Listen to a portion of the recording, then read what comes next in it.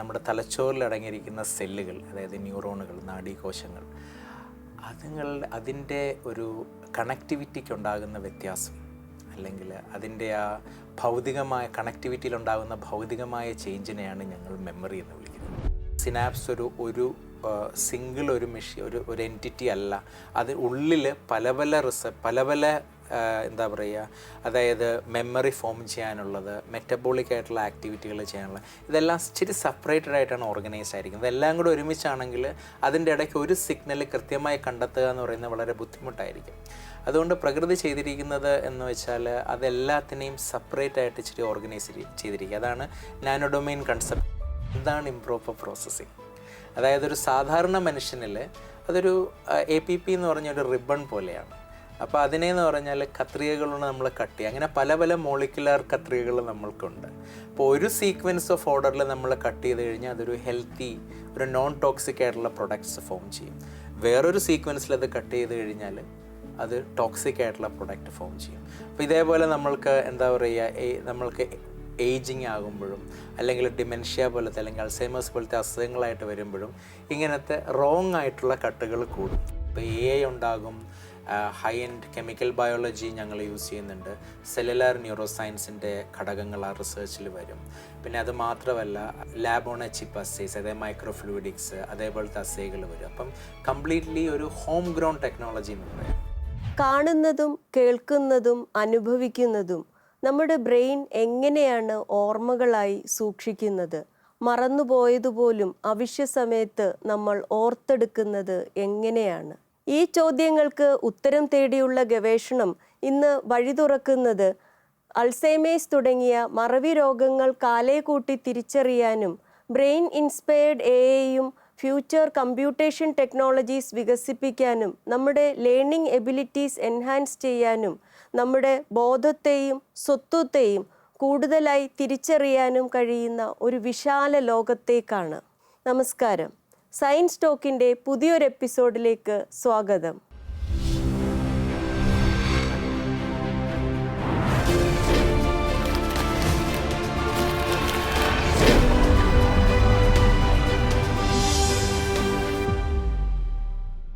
Alzheimer's രോഗം അത് ബാധിക്കുന്നതിന് 10 വർഷം മുൻകൂട്ടി തന്നെ കണ്ടെത്താനുള്ള സാങ്കേതിക വിദ്യ വികസിപ്പിച്ച ഗവേഷണത്തിന് നേതൃത്വം നൽകിയ പ്രൊഫസർ ദീപക് നായർ ആണ് ഇന്ന് സയൻസ് ടോക്കിലെ അതിഥി. സാധാരണ ഒപ്റ്റിക്കൽ മൈക്രോസ്കോപ്പുകളുടെ പരിധിക്കപ്പുറം നാനോതല ഘടനകൾ വരെ തിരിച്ചറിയാൻ കഴിയുന്ന അത്യാധുനിക ഇമേജിംഗ് സാങ്കേതിക വിദ്യകൾ സ്വന്തമായി വികസിപ്പിച്ചെടുത്താണ് തലച്ചോറിലെ സിനാപ്സുകളുടെ നാനോ ഘടനയെക്കുറിച്ച് ലോകോത്തര പഠനങ്ങൾ നടത്തിയത്. ബംഗളൂരു IIScയിലെ സെൻറ്റർ ഫോർ ന്യൂറോ സയൻസിലെ പ്രൊഫസർ ആണ് മലയാളി കൂടിയായ ദീപക് നായർ. സയൻസ് ടോക്കിലേക്ക് സ്വാഗതം പ്രൊഫസർ. വളരെ നന്ദി ശാലിനി. ഇതിൽ ഈ ഒരു പ്ലാറ്റ്ഫോമിൽ വരാൻ കഴിഞ്ഞത് വളരെ നല്ലൊരു രസകരമായ കാര്യമാണ്. കാരണം ഞങ്ങൾ കമ്മ്യൂണിറ്റി വളരെയധികം ഫോളോ ചെയ്യുന്ന ഒരു ത്രെഡാണ് ശാലിനിയുടേത്. സോ അതിൽ ഞങ്ങളുടെ ലാബിൻ്റെതും ഇത്രയും കാലത്തെ എഫേർട്ട് ഹൈലൈറ്റ് ചെയ്യാൻ പറ്റുന്നതിലും ഈ ഒരു കോൺവെർസേഷനിൽ പാട്ടാകാൻ പറ്റുന്നതിലും എന്നെ ഇൻവൈറ്റ് ചെയ്തതിന് വളരെ നന്ദി. ചരിത്രാതീത കാലം മുതൽ തന്നെ നമ്മളെ അലട്ടുന്ന ചില ചോദ്യങ്ങളാണ്. നമ്മൾ ആരാണ്, ഇപ്പം മനസ്സെന്താണ്, അതുപോലെ തന്നെ ഓർമ്മ എന്താണ്? കാരണം നമ്മളെ കൂടുതലും നയിക്കുന്നത് ഓർമ്മകളാണല്ലോ. അപ്പോൾ ആ ഓർമ്മ എന്താണ്, അതെങ്ങനെയാണ് രൂപപ്പെടുന്നത്, ബ്രെയിൻ അത് എവിടെയാണ് സൂക്ഷിക്കുന്നത്? വളരെ നല്ലൊരു ക്വസ്റ്റ്യനാണ്. കാര്യം ഇത് ബോത്ത് ഫിലോസഫിക്കലി ആൻഡ് സയൻറ്റിഫിക്കലി കുറേ 2 മില്ലേനിയകളായി ആൾക്കാർ ടാർഗറ്റ് ചെയ്യുന്നൊരു ക്വസ്റ്റ്യനാണ്.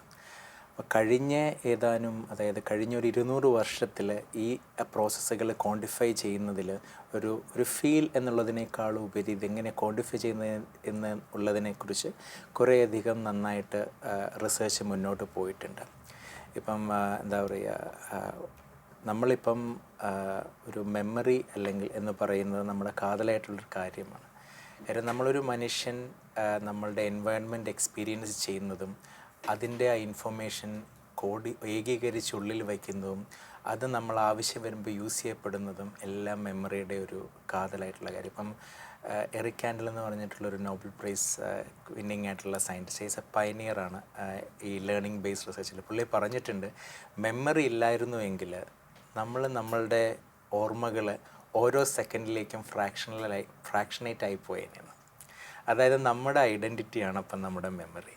അപ്പം അതെന്ന് പറഞ്ഞാൽ എന്താ പറയുക, പല ലെവലുകളിലാണ് ഒരു ബ്രെയിനിൽ അത് സംഭവിക്കുന്നത്. എന്ന് പറഞ്ഞാൽ ഇപ്പം മെമ്മറി എവിടെയാണ് സ്റ്റോർ ചെയ്തിരിക്കുന്നത്, എങ്ങനെയാണ് സ്റ്റോർ ചെയ്തിരിക്കുന്നതെന്ന് ചോദിക്കുന്നതിനേക്കാളുപരി മെമ്മറി എങ്ങനെ പഠിക്കാം എന്നുള്ളതിലാണ്, ക്വാണ്ടിഫയബിളായിട്ട് എങ്ങനെ പഠിക്കാം എന്നുള്ളതിലാണ് ഇപ്പോഴത്തെ സയൻറ്റിസ്റ്റുകൾ കുറേയധികം എംഫസൈസ് ചെയ്യുന്നത്.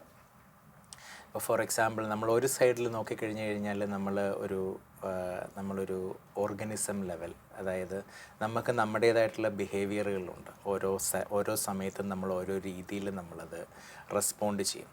ആ റെസ്പോണ്ട് ചെയ്യുന്നതെല്ലാം നമ്മുടെ പഴയ എക്സ്പീരിയൻസുകളിൽ നിന്ന് ലേൺ ചെയ്ത ഇൻഫോർമേഷൻ പാരലലി പ്രോസസ്സ് ചെയ്തുകൊണ്ടായിരിക്കും. അപ്പോൾ അങ്ങനെ നോക്കിക്കഴിഞ്ഞ് കഴിഞ്ഞാൽ വളരെ സിമ്പിളായിട്ട് നമ്മൾ ചോദിക്കുകയാണ്, എന്നെപ്പോലൊരു വേറൊരു, അതായത് സെല്ലുലാർ ആൻഡ് മോളിക്കുലർ ലെവലിൽ പഠിക്കുന്ന ഒരു സയൻറ്റിസ്റ്റ് അടുത്ത് ചോദിച്ചാൽ ഞങ്ങൾ പറയും, അതായത് നമ്മുടെ തലച്ചോറിൽ അടങ്ങിയിരിക്കുന്ന സെല്ലുകൾ, അതായത് ന്യൂറോണുകൾ, നാഡീകോശങ്ങൾ, അതിൻ്റെ ഒരു കണക്ടിവിറ്റിക്ക് ഉണ്ടാകുന്ന വ്യത്യാസം, അല്ലെങ്കിൽ അതിൻ്റെ ആ കണക്ടിവിറ്റിയിലുണ്ടാകുന്ന ഭൗതികമായ ചേഞ്ചിനെയാണ് ഞങ്ങൾ മെമ്മറി എന്ന് വിളിക്കുന്നത്. ഈ ചേഞ്ച് എപ്പോഴും നമ്മളിപ്പം തിരുവനന്തപുരം അല്ലെങ്കിൽ ബാംഗ്ലൂർ പോലെ നഗരങ്ങൾ നമുക്ക് ചിന്തിച്ചു കഴിഞ്ഞാൽ നമുക്കതിനെ വളരെ എളുപ്പത്തിൽ ഇങ്ങനെ ചിന്തിക്കാം. അതായത് നമുക്ക് ഏതാണ്ട് 8600 കോടിയോളം ബ്രെയിൻ സെല്ലുകൾ നമ്മുടെ തലയിലുണ്ട്. അപ്പം എന്താ പറയുക, ഈ ഓരോ സെല്ലുകളും നമ്മൾ വേറെ ന്യൂറോണുകളുമായിട്ട് കണക്ട് ചെയ്യുന്നത് സിനാപ്സുകൾ വഴിയാണ്. ഇതിലുള്ള റോഡുകളായിട്ട് സങ്കല്പിക്കാം. അപ്പം നമുക്കൊരു മെമ്മറി ആദ്യം നമ്മൾ ഉണ്ടാകുമ്പോഴത്തേക്ക് റോഡ് വളരെ കൊച്ചാണ്. എന്നാൽ ഈ ഇൻഫർമേഷൻ പല സെല്ലുകളിലും പല ന്യൂറോണുകളിലും സ്പ്രെഡ് ഔട്ടായിട്ടാണ് ഇത് ചെയ്തിരിക്കുന്നത്. അപ്പോൾ ഒരു സിഗ്നൽ വരുമ്പോൾ രൂപീകരിക്കപ്പെടേണ്ട മെമ്മറിയാണ്, റിക്കോൾ ചെയ്യപ്പെടേണ്ട മെമ്മറിയാണെങ്കിൽ നമ്മൾ വീണ്ടും നമ്മൾ ഉപയോഗിക്കുമ്പോൾ ഈ റോഡുകൾ വൈഡായി ട്രാഫിക് സ്മൂത്താവും. അപ്പോൾ അതിനെയാണ് പറയുക സിനാപ്റ്റിക് പ്ലാസ്റ്റിസിറ്റി അല്ലെങ്കിൽ ന്യൂറോണൽ പ്ലാസ്റ്റിസിറ്റി എന്ന് പറയുന്നത്. അപ്പോൾ ഇത് മെമ്മറിയായിട്ട് വളരെയധികം ബന്ധപ്പെട്ടിരിക്കും. കാര്യം ഈ ചേഞ്ചസ് എന്ന് പറഞ്ഞു കഴിഞ്ഞാൽ വളരെയധികം സെല്ലുലർ ആൻഡ് നെറ്റ്വർക്ക്, അതായത് പല സെല്ലുകളുടെ സമുച്ചയങ്ങളുമായിട്ടുള്ള ഇൻ്ററാക്ഷനെ ബന്ധപ്പെട്ടിരിക്കുന്നു. ഈ സെല്ലുലാർ ലെവലിൽ ചിന്തിക്കുമ്പോൾ ഇതൊരു പറഞ്ഞത് കേൾക്കുമ്പോൾ വളരെ ഡൈനമിക് ആയിട്ട് ഫീൽ ചെയ്യുന്നു. അതെ. അപ്പം മെമ്മറിയിലും ചേഞ്ചസ് വരുമോ? വരും. അപ്പം നമുക്ക് എന്താ പറയുക, ഇപ്പം ഒരു ന്യൂറോൺ നമ്മൾക്ക് സങ്കല്പിച്ചു കഴിഞ്ഞാൽ ആ ന്യൂറോണിനെ നമ്മൾക്ക് 3ആയിട്ട് തരംതിരിക്കാം. അതിന് ഡെൻഡ്രൈറ്റ്സ് എന്ന് പറഞ്ഞൊരു ഭാഗം ഉണ്ടാകും, അതാണ് സിഗ്നൽ ഇൻപുട്ട് വാങ്ങിക്കുന്നത്. സോമ, അതായത് സെൽ ബോഡി, അതിലാണ് സിഗ്നലുകളെല്ലാം ഇൻ്റഗ്രേറ്റ് ചെയ്യപ്പെടുന്നത്. ആക്സോണിൻ്റെ ഇനീഷ്യൽ സെഗ്മെൻറ്റ്, അതായത് ആദ്യത്തെ ഭാഗത്ത് ഈ സിഗ്നലുകൾ വേണമോ വേണ്ടയോ എന്ന് തീരുമാനിക്കുക, അടുത്ത സെല്ലിലേക്ക് കൊടുക്കണോ വേണ്ടയോ.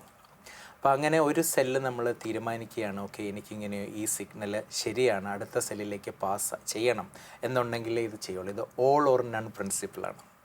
അപ്പം എന്താ പറയുക, അപ്പം ഇങ്ങനെ ഒരു നെറ്റ്വർക്കിൽ എന്താ പറയുക, ഒരുപാട് സിനാപ്സുകളും ഒരുപാട് ന്യൂറോണുകളും ഇൻ്റർകണക്റ്റഡ് ആയിരിക്കും. ആ സിനാപ്സുകളുടെ, ഞാൻ പറഞ്ഞില്ലേ, ആ റോഡുകളുടെ സ്ട്രെങ്ത് കൂടുകയും കുറയുകയും ചെയ്യുന്നത് പോലെ തന്നെ നമ്മുടെ മെമ്മറിയും മോഡുലേറ്റ് ചെയ്യപ്പെടും. ഇപ്പം നമ്മൾ പെട്ടെന്ന് ഒരാളുടെ അടുത്ത് ചോദിക്കുകയാണ്, 3ാം ക്ലാസ്സിൽ നിങ്ങളുടെ സൈഡിലിരുന്ന ആരാണ് എന്ന് ചോദിച്ചാൽ പെട്ടെന്ന് നമുക്ക് റിക്കോൾ ചെയ്യാൻ വളരെ ബുദ്ധിമുട്ട് വരും. വളരെ ആകസ്മികമായി ചിലർക്കത് റിക്കോൾ ചെയ്യാൻ പറ്റും, പക്ഷെ സാധാരണ മനുഷ്യരുടെ കാര്യമാണ് പറഞ്ഞത്. പക്ഷെ ഇന്നലെ നിങ്ങൾ കാപ്പി കുടിച്ചപ്പോൾ നിങ്ങളുടെ സൈഡിൽ ഇരുന്ന ആരാണ് എന്ന് ചിന്തിക്കാൻ നിങ്ങൾക്ക് വളരെ എളുപ്പമാണ്. കാര്യം ആ മെമ്മറി ഇപ്പോഴും നിങ്ങളുടെ ഉള്ളിലുണ്ട്. പക്ഷേ ഒരുപാട് കാലം യൂസ് ചെയ്യാതിരുന്നതുകൊണ്ട് പഴയ മെമ്മറികളൊക്കെ നമ്മൾ പോയി, അത് എവിടെയോ ഒളിച്ചിരിക്കുകയാണ്. അപ്പോൾ അതിലേക്കായിട്ടുള്ള ഗൈഡൻസ് ക്യൂസ് കിട്ടിത്തുടങ്ങുമ്പോഴത്തേക്ക് നിങ്ങൾ റിക്കോൾ ചെയ്യും, എൻ്റെ സൈഡിൽ സരിതയായിരുന്നു, രമേശായിരുന്നു, നമുക്ക് റിക്കോൾ ചെയ്യാൻ പറ്റും. കാരണം അത് വളരെ ഇൻ്റർകണക്റ്റഡ് ആയിട്ടാണ് അതിരിക്കുന്നത്. ഇല്ല എന്നല്ല, യൂസ് ചെയ്യപ്പെടാത്തത് കൊണ്ട്, ആ റോഡിൽ കൂടെ അധികം സഞ്ചരിക്കാത്തത് കൊണ്ട്.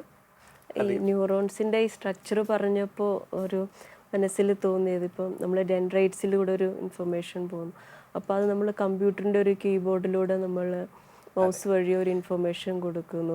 ആ ഒരു സെല്ല് സോമ, അതൊരു CPU ആയിട്ടും ഒക്കെ അതുപോലെ നമുക്ക് കമ്പയർ ചെയ്യാൻ പറ്റുമെന്ന് തോന്നുന്നില്ലേ? അല്ലേ, അത് കുറേയൊക്കെ നമ്മൾക്ക് പറ്റും. കാര്യം അതിൻ്റെ ഒരു ആവിഷ്കാരമാണല്ലോ ന്യൂറൽ നെറ്റ്വർക്കിൻ്റെ പിന്നെ ആക്സോണിലൂടെ പിന്നെ പുറത്തോട്ട് വരുമ്പോഴത്തേക്ക് അതൊരു നമുക്ക് സ്ക്രീനിൽ കാണുന്ന ഒരു ഔട്ട്പുട്ട് പോലെ.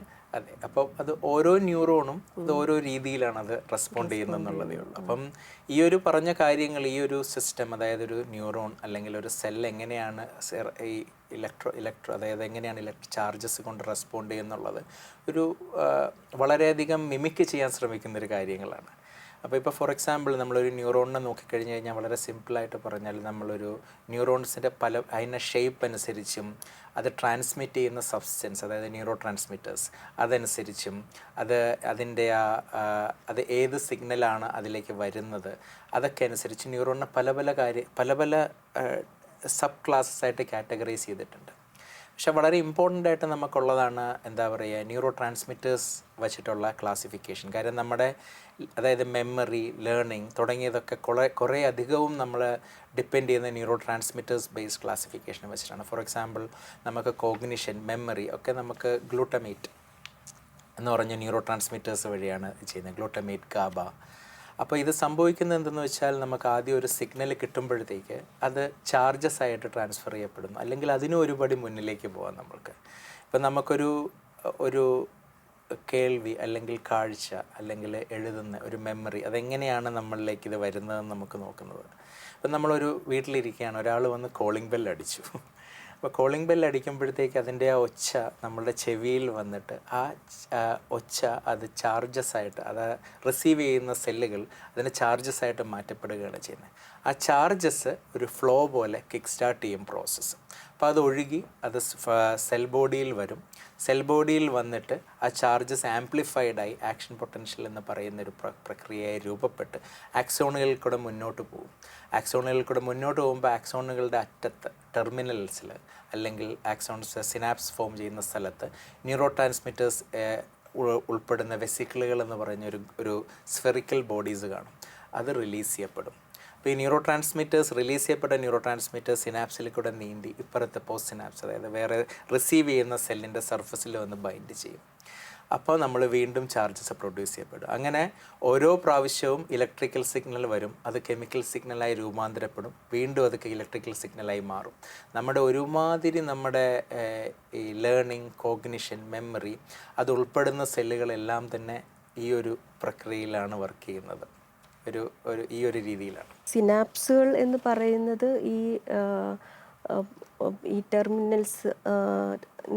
അതായത് ഒരു ന്യൂറോണിൻ്റെ ടെർമിനൽസും അടുത്ത ന്യൂറോണിൻ്റെ ഒരു ഡെൻഡ്രൈറ്റ്സും തമ്മിലുള്ള ആ ജംഗ്ഷനാണ് അല്ലേ? പക്ഷെ ഇത് തമ്മിലും കൂട്ടിമുട്ടുന്നില്ല, സ്പേസ് ഉണ്ട് അതിന്. ആ സ്പേസിനാണ് നമ്മൾ സിനാപ്സ് എന്ന് പറയുന്നത്. അപ്പോൾ അവിടെ ഒരുപാട് കെമിക്കൽ പ്രോസസ്സുകൾ നടക്കുന്നുണ്ട്, മോളിക്കുലാർ മൂവ്മെൻറ്റ്സും ഒക്കെ. ഒരു പ്രീ സിനാപ്റ്റിക് സെൽ വന്നിട്ട് നമ്മൾ നിൽക്കും, ഒരു ചെറിയൊരു സ്പേസ് ഉണ്ട്. ആ സ്പേസിനെ ശരിക്കും സിനാപ്റ്റിക് ക്ലെഫ്റ്റ് എന്നാണ് പറയുന്നത്. സിനാപ്സും സിനാപ്റ്റിക് ക്ലെഫ്റ്റും പോസ്റ്റ് സിനാപ്റ്റിക് മെമ്പറൈൻ, അതായത് pre synaptic membrane, synaptic cleft, post synaptic membrane, മൂന്നും കൂടെ അടങ്ങിയ ഘടകത്തെയാണ് നമ്മൾ വളരെ സിംപ്ലിഫൈഡ് ആയിട്ട് സിനാപ്സ് എന്ന് വിളിക്കുന്നത്. അതിൻ്റെ ഒരു വിഡ്ത്ത് എത്ര മാത്രം? അതിപ്പം സിനാപ്സിനൊരു അതായത് ഒരു നീളം എന്ന് പറഞ്ഞു കഴിഞ്ഞാൽ ഒരു 1-2 മൈക്രോണുകളൊക്കെ വരുള്ളൂ. നമ്മുടെ മുടിയിഴയുടെ 1 മൈക്രോൺ 2 മൈക്രോൺ ആ വലിപ്പത്തിലേ വരുള്ളൂ. പക്ഷേ നമ്മൾ ആക്റ്റീവ് സിനാപ്റ്റിക് ഏരിയ എന്ന് പറഞ്ഞു കഴിഞ്ഞാൽ ഒരു 100-200 നാനോമീറ്ററിനടുത്തേക്കേ വരുള്ളൂ. ഫോർ എക്സാമ്പിൾ 1800കളുടെ അവസാനം നമ്മൾ ബ്രെയിനിലുള്ളത് സെല്ലുകളാണ് എന്ന് നമുക്ക് മനസ്സിലായി. അത് കഴിഞ്ഞൊരു 1920 ആയപ്പോഴാണ് നമുക്ക് മനസ്സിലായത് ഇങ്ങനെ ന്യൂറോ ട്രാൻസ്മിറ്റേഴ്സ് കൊടുത്താണ് ഈ ഒരു സിസ്റ്റം വർക്ക് ചെയ്യുന്നതെന്ന്. പിന്നെയും നമ്മൾ കുറച്ചുകൂടെ മുന്നിലേക്ക് പോയി 1950 ആയപ്പോഴാണ് നമ്മൾക്ക് ഈ സിനാപ്സിൽ pre synapse, synaptic cleft, synaptic, post synaptic membrane ആ കമ്പാർട്ട്മെൻറ്റൊക്കെ മനസ്സിലായത്. 1970കളിലാണ് ഒരു സെല്ലുലാർ ഫോംസ് ഓഫ് മെമ്മറി എന്ന് പറയുന്ന കൺസെപ്റ്റ് രൂപീകരിക്കപ്പെടുന്നത്. അതിനെയാണ് ഞങ്ങൾ ലോങ് ടൈം പൊട്ടൻസിയേഷൻ എന്നൊക്കെ നമ്മൾ മെമ്മറി ഫോർമേഷൻ എന്നൊക്കെ പറഞ്ഞ് നമ്മൾ വിളിക്കുന്നത്. അപ്പം എന്താ പറയുക, ഇപ്പോൾ അതുപോലത്തെ ഈ ലോങ് ടൈം പൊട്ടൻസിയേഷൻ എന്നൊക്കെ പറഞ്ഞ് നമ്മൾ ചിന്തിക്കുമ്പോഴത്തേക്ക്, അപ്പോൾ അന്ന് അവർ ചിന്തിച്ചു കൊണ്ടിരുന്നത് നമുക്കൊരു സിനാപ്സ് ഉണ്ട്, അപ്പോൾ അതിൽ നമ്മൾ വരുമ്പോഴത്തേക്ക് ആ സിനാപ്സ് സ്ട്രെങ്തൻ ആവുന്നു, അല്ലെങ്കിൽ ആ ഇൻഫോർമേഷൻ പ്രോസസ്സ് ചെയ്യാനുള്ള എബിലിറ്റി നമുക്ക് കൂടുക എന്നാണ്. അപ്പോൾ ഒരുപക്ഷെ ന്യൂറോ ട്രാൻസ്മിറ്റേഴ്സ് കൂടുതൽ റിലീസ് ചെയ്യപ്പെടുന്നത് കൊണ്ടാകാം, ഒരുപക്ഷെ റിസപ്റ്റേഴ്സ് കൂടുതൽ അവിടെ അത് സ്വീകരിക്കാൻ നിൽക്കുന്നത് കൊണ്ടാകാം. അപ്പോൾ ആ ഒരു കൺസെപ്റ്റ് ഏതാണ്ട് 30-40 വർഷത്തോളം നിലനിന്നു. അപ്പോൾ കഴിഞ്ഞ ഒരു 10-15 വർഷത്തോടു കൂടിയാണ് അതിന് ഒരു ചേഞ്ച് വരുന്നത്. അപ്പോൾ അതിന് കാതലായിട്ടുള്ളതാണ് കൂടുതലും ഞങ്ങളുടെ റിസർച്ച്. അതായത് എങ്ങനെയാണ് ആ സിനാപ്സ് ഒറ്റ സ്ട്രക്ചർ, ഒരു കണ്ടിന്യൂസ് യൂണിഫോം സ്ട്രക്ചർ ആണോ, അതോ അത് എന്താ പറയുക സബ് കണ്ടിന്യൂസ് ആയിട്ടുള്ള പാക്കറ്റുകളായിട്ടാണോ ഈ റിസപ്റ്റേഴ്സ് ഡിസ്ട്രിബ്യൂട്ട് ചെയ്യപ്പെട്ടിരിക്കുന്നത്. വളരെ ഒരു സിമ്പിളായിട്ട് പറഞ്ഞാൽ നമ്മളിപ്പോൾ ഒരു സിനാപ്സ് എന്ന് പറഞ്ഞാൽ പണ്ട് കാലത്ത് അവരൊരു ഫ്ലാറ്റ് ഫീൽഡായിട്ടാണ് തരുന്നത്. അപ്പോൾ നമുക്ക് സിനാപ്സിൻ്റെ സ്ട്രെങ്ത് ചേഞ്ച് ചെയ്യണം എന്നുണ്ടെങ്കിൽ നമുക്ക് അത് റിസപ്റ്റേഴ്സ് അല്ലെങ്കിൽ ആൻറ്റിനകൾ, സിഗ്നൽ റിസീവൽ ആൻറ്റിനകൾ യൂണിഫോംലി ഡിസ്ട്രിബ്യൂട്ടഡ് ആയിരിക്കും എന്നായിരുന്നു. ഇപ്പോൾ കഴിഞ്ഞ 10 വർഷത്തിൽ നമുക്ക് മനസ്സിലായി അങ്ങനെയല്ല, ഇതൊരു ക്ലസ്റ്റേർഡ് ആയിട്ടുള്ള ഡിസ്ട്രിബ്യൂഷൻസ് ആണ്. അപ്പോൾ അതിനെയാണ് ഞങ്ങൾ എന്താ പറയുക നാനോ ഡൊമെയിൻസ് എന്നൊക്കെ പറഞ്ഞ് ഞങ്ങൾ നാമകരണം ചെയ്തത്. ഇപ്പോൾ ഈ ഓർമ്മ രൂപപ്പെടുന്നത് എങ്ങനെയെന്നുള്ള ഈ കൃത്യമായിട്ടുള്ള ഒരു അറിവ് നമ്മളെ ഇപ്പോൾ ഓർമ്മ നഷ്ടപ്പെടുന്നത് എങ്ങനെയാണ് എന്നുള്ളതിലേക്ക് എങ്ങനെയാണ് എത്തിക്കുന്നത്? സോ അത് ഇപ്പം നമുക്കിപ്പം എപ്പോഴും അങ്ങനെയാണ്, നമുക്ക് what we can create we can destroy. അപ്പോൾ എപ്പോഴും നമ്മൾ ഒരു കാര്യം ഉണ്ടാകുന്നത് എങ്ങനെയെന്ന് പഠിച്ചു കഴിഞ്ഞാൽ അതേപോലെ അത് മോഡുലേറ്റ് ചെയ്യാനും അത് നശിപ്പിക്കപ്പെടുത്താനുള്ള കുറിച്ച് കൂടുതലും നമുക്ക് ഒരു ഇൻഫർമേഷൻസ് ഇത് ചെയ്യും. അതായത് ഈ ഒരു ഗവേഷണത്തിൽ നിന്ന് നമ്മുടെ മെമ്മറി എൻഹാൻസ് ചെയ്യാൻ എന്താണ് ചെയ്യേണ്ടതെന്നും മെമ്മറി എങ്ങനെയാണ് നഷ്ടപ്പെടുന്നത് അല്ലെ മറവി രോഗങ്ങളിലേക്ക് പോകുന്ന രണ്ടിടത്തേക്കും വഴി തുറക്കുക. അതെ. അപ്പം നമ്മളിപ്പോൾ ഇതേപോലെ ഞാൻ പറഞ്ഞല്ലോ സിനാപ്സ്, ഇപ്പം നമ്മളെന്ന് പറഞ്ഞാൽ ഇപ്പം ഇത്രയും കാലവും നമ്മൾ ചിന്തിക്കുമ്പോഴത്തേക്ക് നമ്മൾ ഒരു ബ്രെയിനിനെ മൊത്തമായിട്ട് എപ്പോഴും ഒരു എൻറ്റിറ്റി ആയിട്ട് ചിന്തിച്ചാണ് എല്ലാ കാര്യങ്ങളും ചെയ്യുന്നത്. അപ്പോൾ അതിനിടയ്ക്ക് ഓരോ ആൾക്കാർ ഓരോ ഭാഗത്ത്, അതായത് നെറ്റ്വർക്കിൽ ഇൻട്രസ്റ്റ് ഉള്ളവർ, സിനാപ്സിൽ ഇൻട്രസ്റ്റ് ഉള്ള എല്ലാവരും അവരുടേതായിട്ടുള്ള എന്താ പറയുക ആംഗിൾസിൽ ഇത് വർക്ക് ചെയ്യുന്നുണ്ട്. അപ്പോൾ ഞങ്ങളുടെ ഭാഗത്ത് നിന്ന് നോക്കുമ്പോഴത്തേക്ക് ഈ ഞാൻ പറഞ്ഞല്ലോ ലോങ് ടൈം പൊട്ടൻസിയേഷനെ കുറിച്ച് ഞാൻ പറഞ്ഞു. അപ്പോൾ അതെന്ന് പറഞ്ഞു കഴിഞ്ഞാൽ ആദ്യം നമുക്കൊരു സിനാപ്സ് അല്ലെങ്കിൽ ഒരു ന്യൂറോൺ വേറെ ന്യൂറോണിലേക്ക് ഇൻഫർമേഷൻ ട്രാൻസ്മിറ്റ് ചെയ്യുമ്പോഴത്തേക്ക് അത് സ്ട്രെങ്തൻ ചെയ്യുന്ന പല പല സ്റ്റേജസ് ആയിട്ടാണ്. ആദ്യം അതിനൊരു ചെറിയ ഷോർട്ട് ടൈം പ്ലാസ്റ്റിസിറ്റി എന്ന് പറയും. അതായത് ഒരു കറക്റ്റായിട്ടുള്ള സിഗ്നൽ വരുമ്പോഴത്തേക്ക് 1 തൊട്ട് 10 മിനിറ്റ് അല്ലെങ്കിൽ 30-20 മിനിറ്റ് ഗ്യാപ്പിൽ ഉള്ള, അതായത് നമ്മുടെ കയ്യിലുള്ള റിസോഴ്സസ്, സിനാപ്സിൻ്റെ കയ്യിലുള്ള റിസോഴ്സസ് വെച്ചിട്ട് അത് റീഅറേഞ്ച് ചെയ്യപ്പെടുകയാണ് ആദ്യം ചെയ്യുന്നത്. അത് കഴിയുമ്പം വീണ്ടും അതിനതൊരു കറക്റ്റായിട്ടുള്ള പ്രോസസ്സാന്ന് തോന്നിക്കഴിഞ്ഞാൽ ബാക്കിയുള്ള റോ മെറ്റീരിയൽസിനെ അത് നമ്മുടെ സിനാപ്സിലേക്ക് വിളിക്കും, സിന്തസൈസ് ചെയ്യപ്പെടാൻ തുടങ്ങും, സിനാപ്സ് കൂടുതൽ സ്ട്രെങ്ത് ഉണ്ടാവാൻ തുടങ്ങും. അങ്ങനത്തെ ആ ഒരു മെമ്മറി, അതായത് നമുക്ക് മാസങ്ങളും hours to months to weeks to months ചിലപ്പം നമുക്ക് നിൽക്കാം. ഓക്കെ, പക്ഷേ എന്താ പറയുക, അപ്പം നമുക്കത് കൂടുതൽ റിസർച്ച് ചെയ്തപ്പോൾ നമുക്ക് മനസ്സിലായത് എന്ന് പറഞ്ഞു കഴിഞ്ഞാൽ അത് സിനാപ്സിൻ്റെ മൊത്തം എന്നുള്ള പോലെ തന്നെ ഓരോ മോളിക്യൂൾസിൻ്റെ പ്രോപ്പർട്ടിയിലും അത് ലിങ്ക്ഡാണ്. അപ്പോൾ ആ മോളിക്യൂളുകളുടെ പ്രോപ്പർട്ടി നമ്മൾക്ക് മാറിക്കഴിയുമ്പോൾ അതനുസരിച്ച് നമ്മളുടെ മെമ്മറിയും നമുക്ക് മോഡുലേറ്റ് ചെയ്യാൻ പറ്റും. ഫോർ എക്സാമ്പിൾ, നമ്മൾക്ക് ഇപ്പോൾ ഈ റിസപ്റ്ററിനെ കുറിച്ച് ഞങ്ങൾ സംസാരിച്ചല്ലോ. ഇപ്പോൾ റിസപ്റ്റേഴ്സിൻ്റെ ഫംഗ്ഷൻ നമുക്ക് നിർത്തിക്കഴിഞ്ഞ് കഴിഞ്ഞാൽ നമുക്ക് മെമ്മറിയുടെ പല ഘട്ടങ്ങളും നമ്മൾക്ക് മോഡിഫൈ ചെയ്യാം. അതേപോലെ തന്നെ ഇപ്പം റിസപ്റ്ററുകൾ വേറെ പ്രോട്ടീനുകളുമായിട്ട് ഇൻറ്ററാക്ട് ചെയ്തിട്ടാണ് ഒരു കാസ്കേഡ് ഓഫ് സിഗ്നലിംഗ് നമ്മുടെ ന്യൂറോണിൻ്റെ ഉള്ളിലേക്ക് വിടുന്നത്. അത് മോഡുലേറ്റ് ചെയ്ത് കഴിഞ്ഞാൽ അത് വീണ്ടും നമ്മൾക്ക് മെമ്മറി മോഡിഫൈ ചെയ്യാം. അതായത് ഞാൻ പറയുന്നത് പല പല തലങ്ങളിൽ നമ്മൾക്കത് ചെയ്യാം. പക്ഷേ നമ്മൾ ചെയ്യുന്നതെന്ന് പറഞ്ഞാൽ കൂടുതലും മോളിക്കുലർ ഓർഗനൈസേഷൻ്റെ ഭാഗത്തു നിന്നാണ്. അതായത് എങ്ങനെയാണ് ഒരു ഏതാനും മില്ലി സെക്കൻഡുകളിൽ നിന്നുണ്ടാകുന്ന ഈ മെമ്മറി അവേഴ്സിലേക്ക് പെർസിസ്റ്റ് ചെയ്യപ്പെടുന്നത്.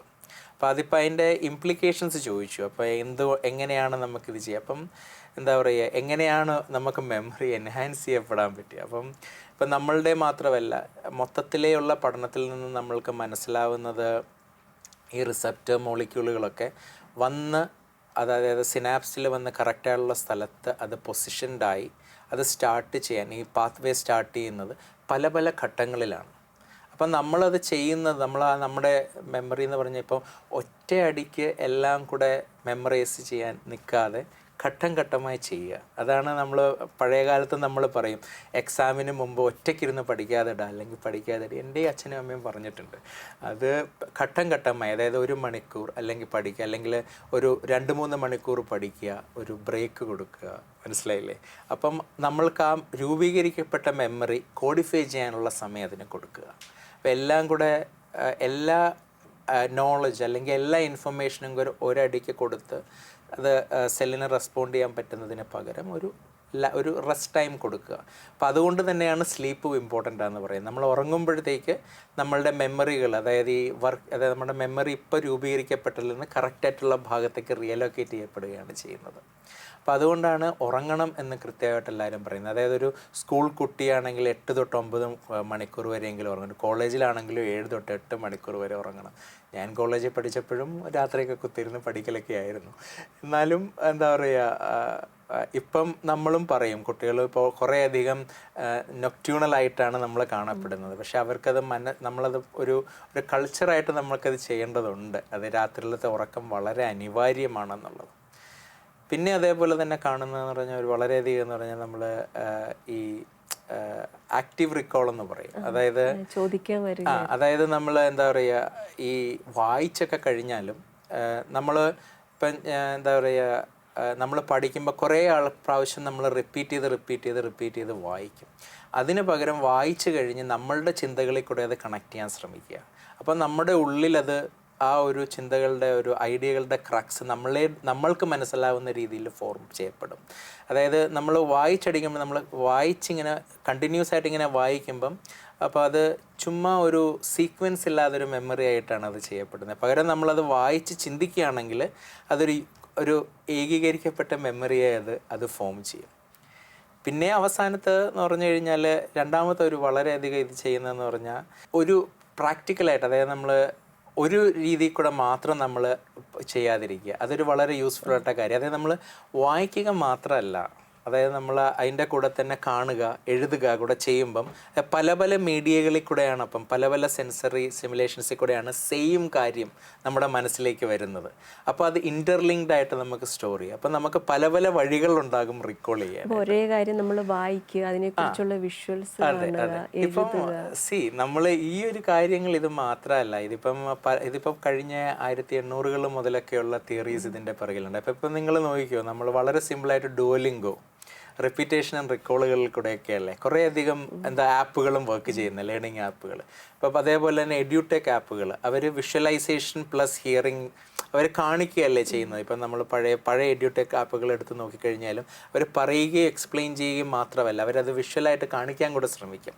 അതൊക്കെ ഈ ഒരു അറിവിൻ്റെ ഭാഗമായിട്ട് ട്രാൻസ്ലേറ്റ് ചെയ്യപ്പെടുന്ന നോളജാണ്. അപ്പോൾ ഇതൊക്കെ എവരിഡേ എക്സാമ്പിൾസ് ആണ് ഇതെങ്ങനെയാണ് യൂസ് ചെയ്യപ്പെടാൻ പറ്റുക എന്നുള്ളത്. ഇനി നമുക്കിത് എങ്ങനെയാണ് നഷ്ടപ്പെടുന്നത്, നമ്മുടെ ഓർമ്മകൾ നഷ്ടപ്പെടുന്നത്, രോഗത്തിലേക്ക് ഓർമ്മകൾ നഷ്ടപ്പെടുന്നതും പല വഴികളിൽ കൂടെയാണ്. അപ്പോൾ ഒന്നെന്ന് പറഞ്ഞു കഴിഞ്ഞാൽ നമുക്ക് ആ ബേസിക്കലി ഓർമ്മ ഫോം ചെയ്യുന്ന മെഷീനറി, അതായത് ഞാൻ പറഞ്ഞല്ലോ, അതായത് ഈ ഒരു സിനാപ്സ് ഒരു സിംഗിൾ ഒരു ഒരു എൻറ്റിറ്റി അല്ല.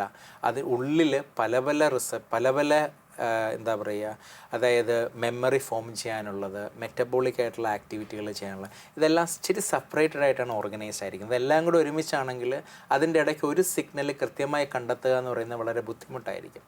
അതുകൊണ്ട് പ്രകൃതി ചെയ്തിരിക്കുന്നത് എന്ന് വെച്ചാൽ അതെല്ലാത്തിനെയും സെപ്പറേറ്റ് ആയിട്ട് ഇച്ചിരി ഓർഗനൈസ് ചെയ്തിരിക്കുക. അതാണ് നാനോ ഡൊമെയിൻ കൺസെപ്റ്റ് എന്ന് ഞങ്ങൾ ക്രിസ്റ്റൻ ചെയ്തത്. സിനാപ്സിൽ പല അപ്പോൾ ഇതെന്ന് പറഞ്ഞു കഴിഞ്ഞാൽ എല്ലാം അങ്ങോട്ടും ഇങ്ങോട്ടും എഫക്റ്റ് ചെയ്യപ്പെടും. ഇപ്പം നമുക്കിപ്പം മെറ്റബോളിക് ആക്ടിവിറ്റി നമുക്ക് നഷ്ടപ്പെട്ട് കഴിഞ്ഞാലും അത് സിനാപ്സിൽ, അതായത് അത് സിഗ്നൽ റിസപ്ഷനും അതായത് പ്രൊവൈഡ് ചെയ്യുന്ന റിസീവ് ചെയ്യാനുള്ള പാത്വേകളെ അത് എഫക്റ്റ് ചെയ്യും. അതായത് എല്ലാം ഇങ്ങനെ ചെതറി നിൽക്കാതെ ഓരോ ഗ്രൂപ്പായിട്ട് ഫോം ചെയ്യാൻ. ഇപ്പം നമ്മൾ ഫോർ എക്സാമ്പിൾ ഒരു പാർട്ടിയിൽ പോകുമ്പോഴത്തേക്ക് അവിടെ എന്ന് പറഞ്ഞാൽ എല്ലാവരും യൂണിഫോമായിട്ട് നിൽക്കുകയല്ലോ. നമുക്കങ്ങനെ തോന്നിയാലും എല്ലാവരും ഗ്രൂപ്പുണ്ട്. ചിലർ സ്പോർട്സ് സംസാരിക്കും, ചിലർ ന്യൂസ് സംസാരിക്കും, ചിലർ വീട്ടുകാര്യങ്ങൾ സംസാരിക്കും, അവരെല്ലാം. അപ്പം പക്ഷേ അവരിനുള്ളിൽ ഇൻഫോർമേഷൻ പാസ്സാവുന്നതെന്ന് പറഞ്ഞാൽ ഓക്കെ, അതിലൊരാൾ വന്ന് ഇപ്പുറത്ത് വരുമ്പോൾ പറയാം, അയ്യോ ഇങ്ങനത്തെ കാര്യങ്ങൾ നീ അറിഞ്ഞോ. അപ്പം അങ്ങനെ കുറച്ച് അതേപോലെ തന്നെയാണ് സിനാപ്സിലെ കാര്യം. അപ്പം ഈ പല സിസ്റ്റം മെഷീനുകൾ തമ്മിലും ഒരു ഇൻറ്ററാക്ഷൻസ് ഉണ്ട്.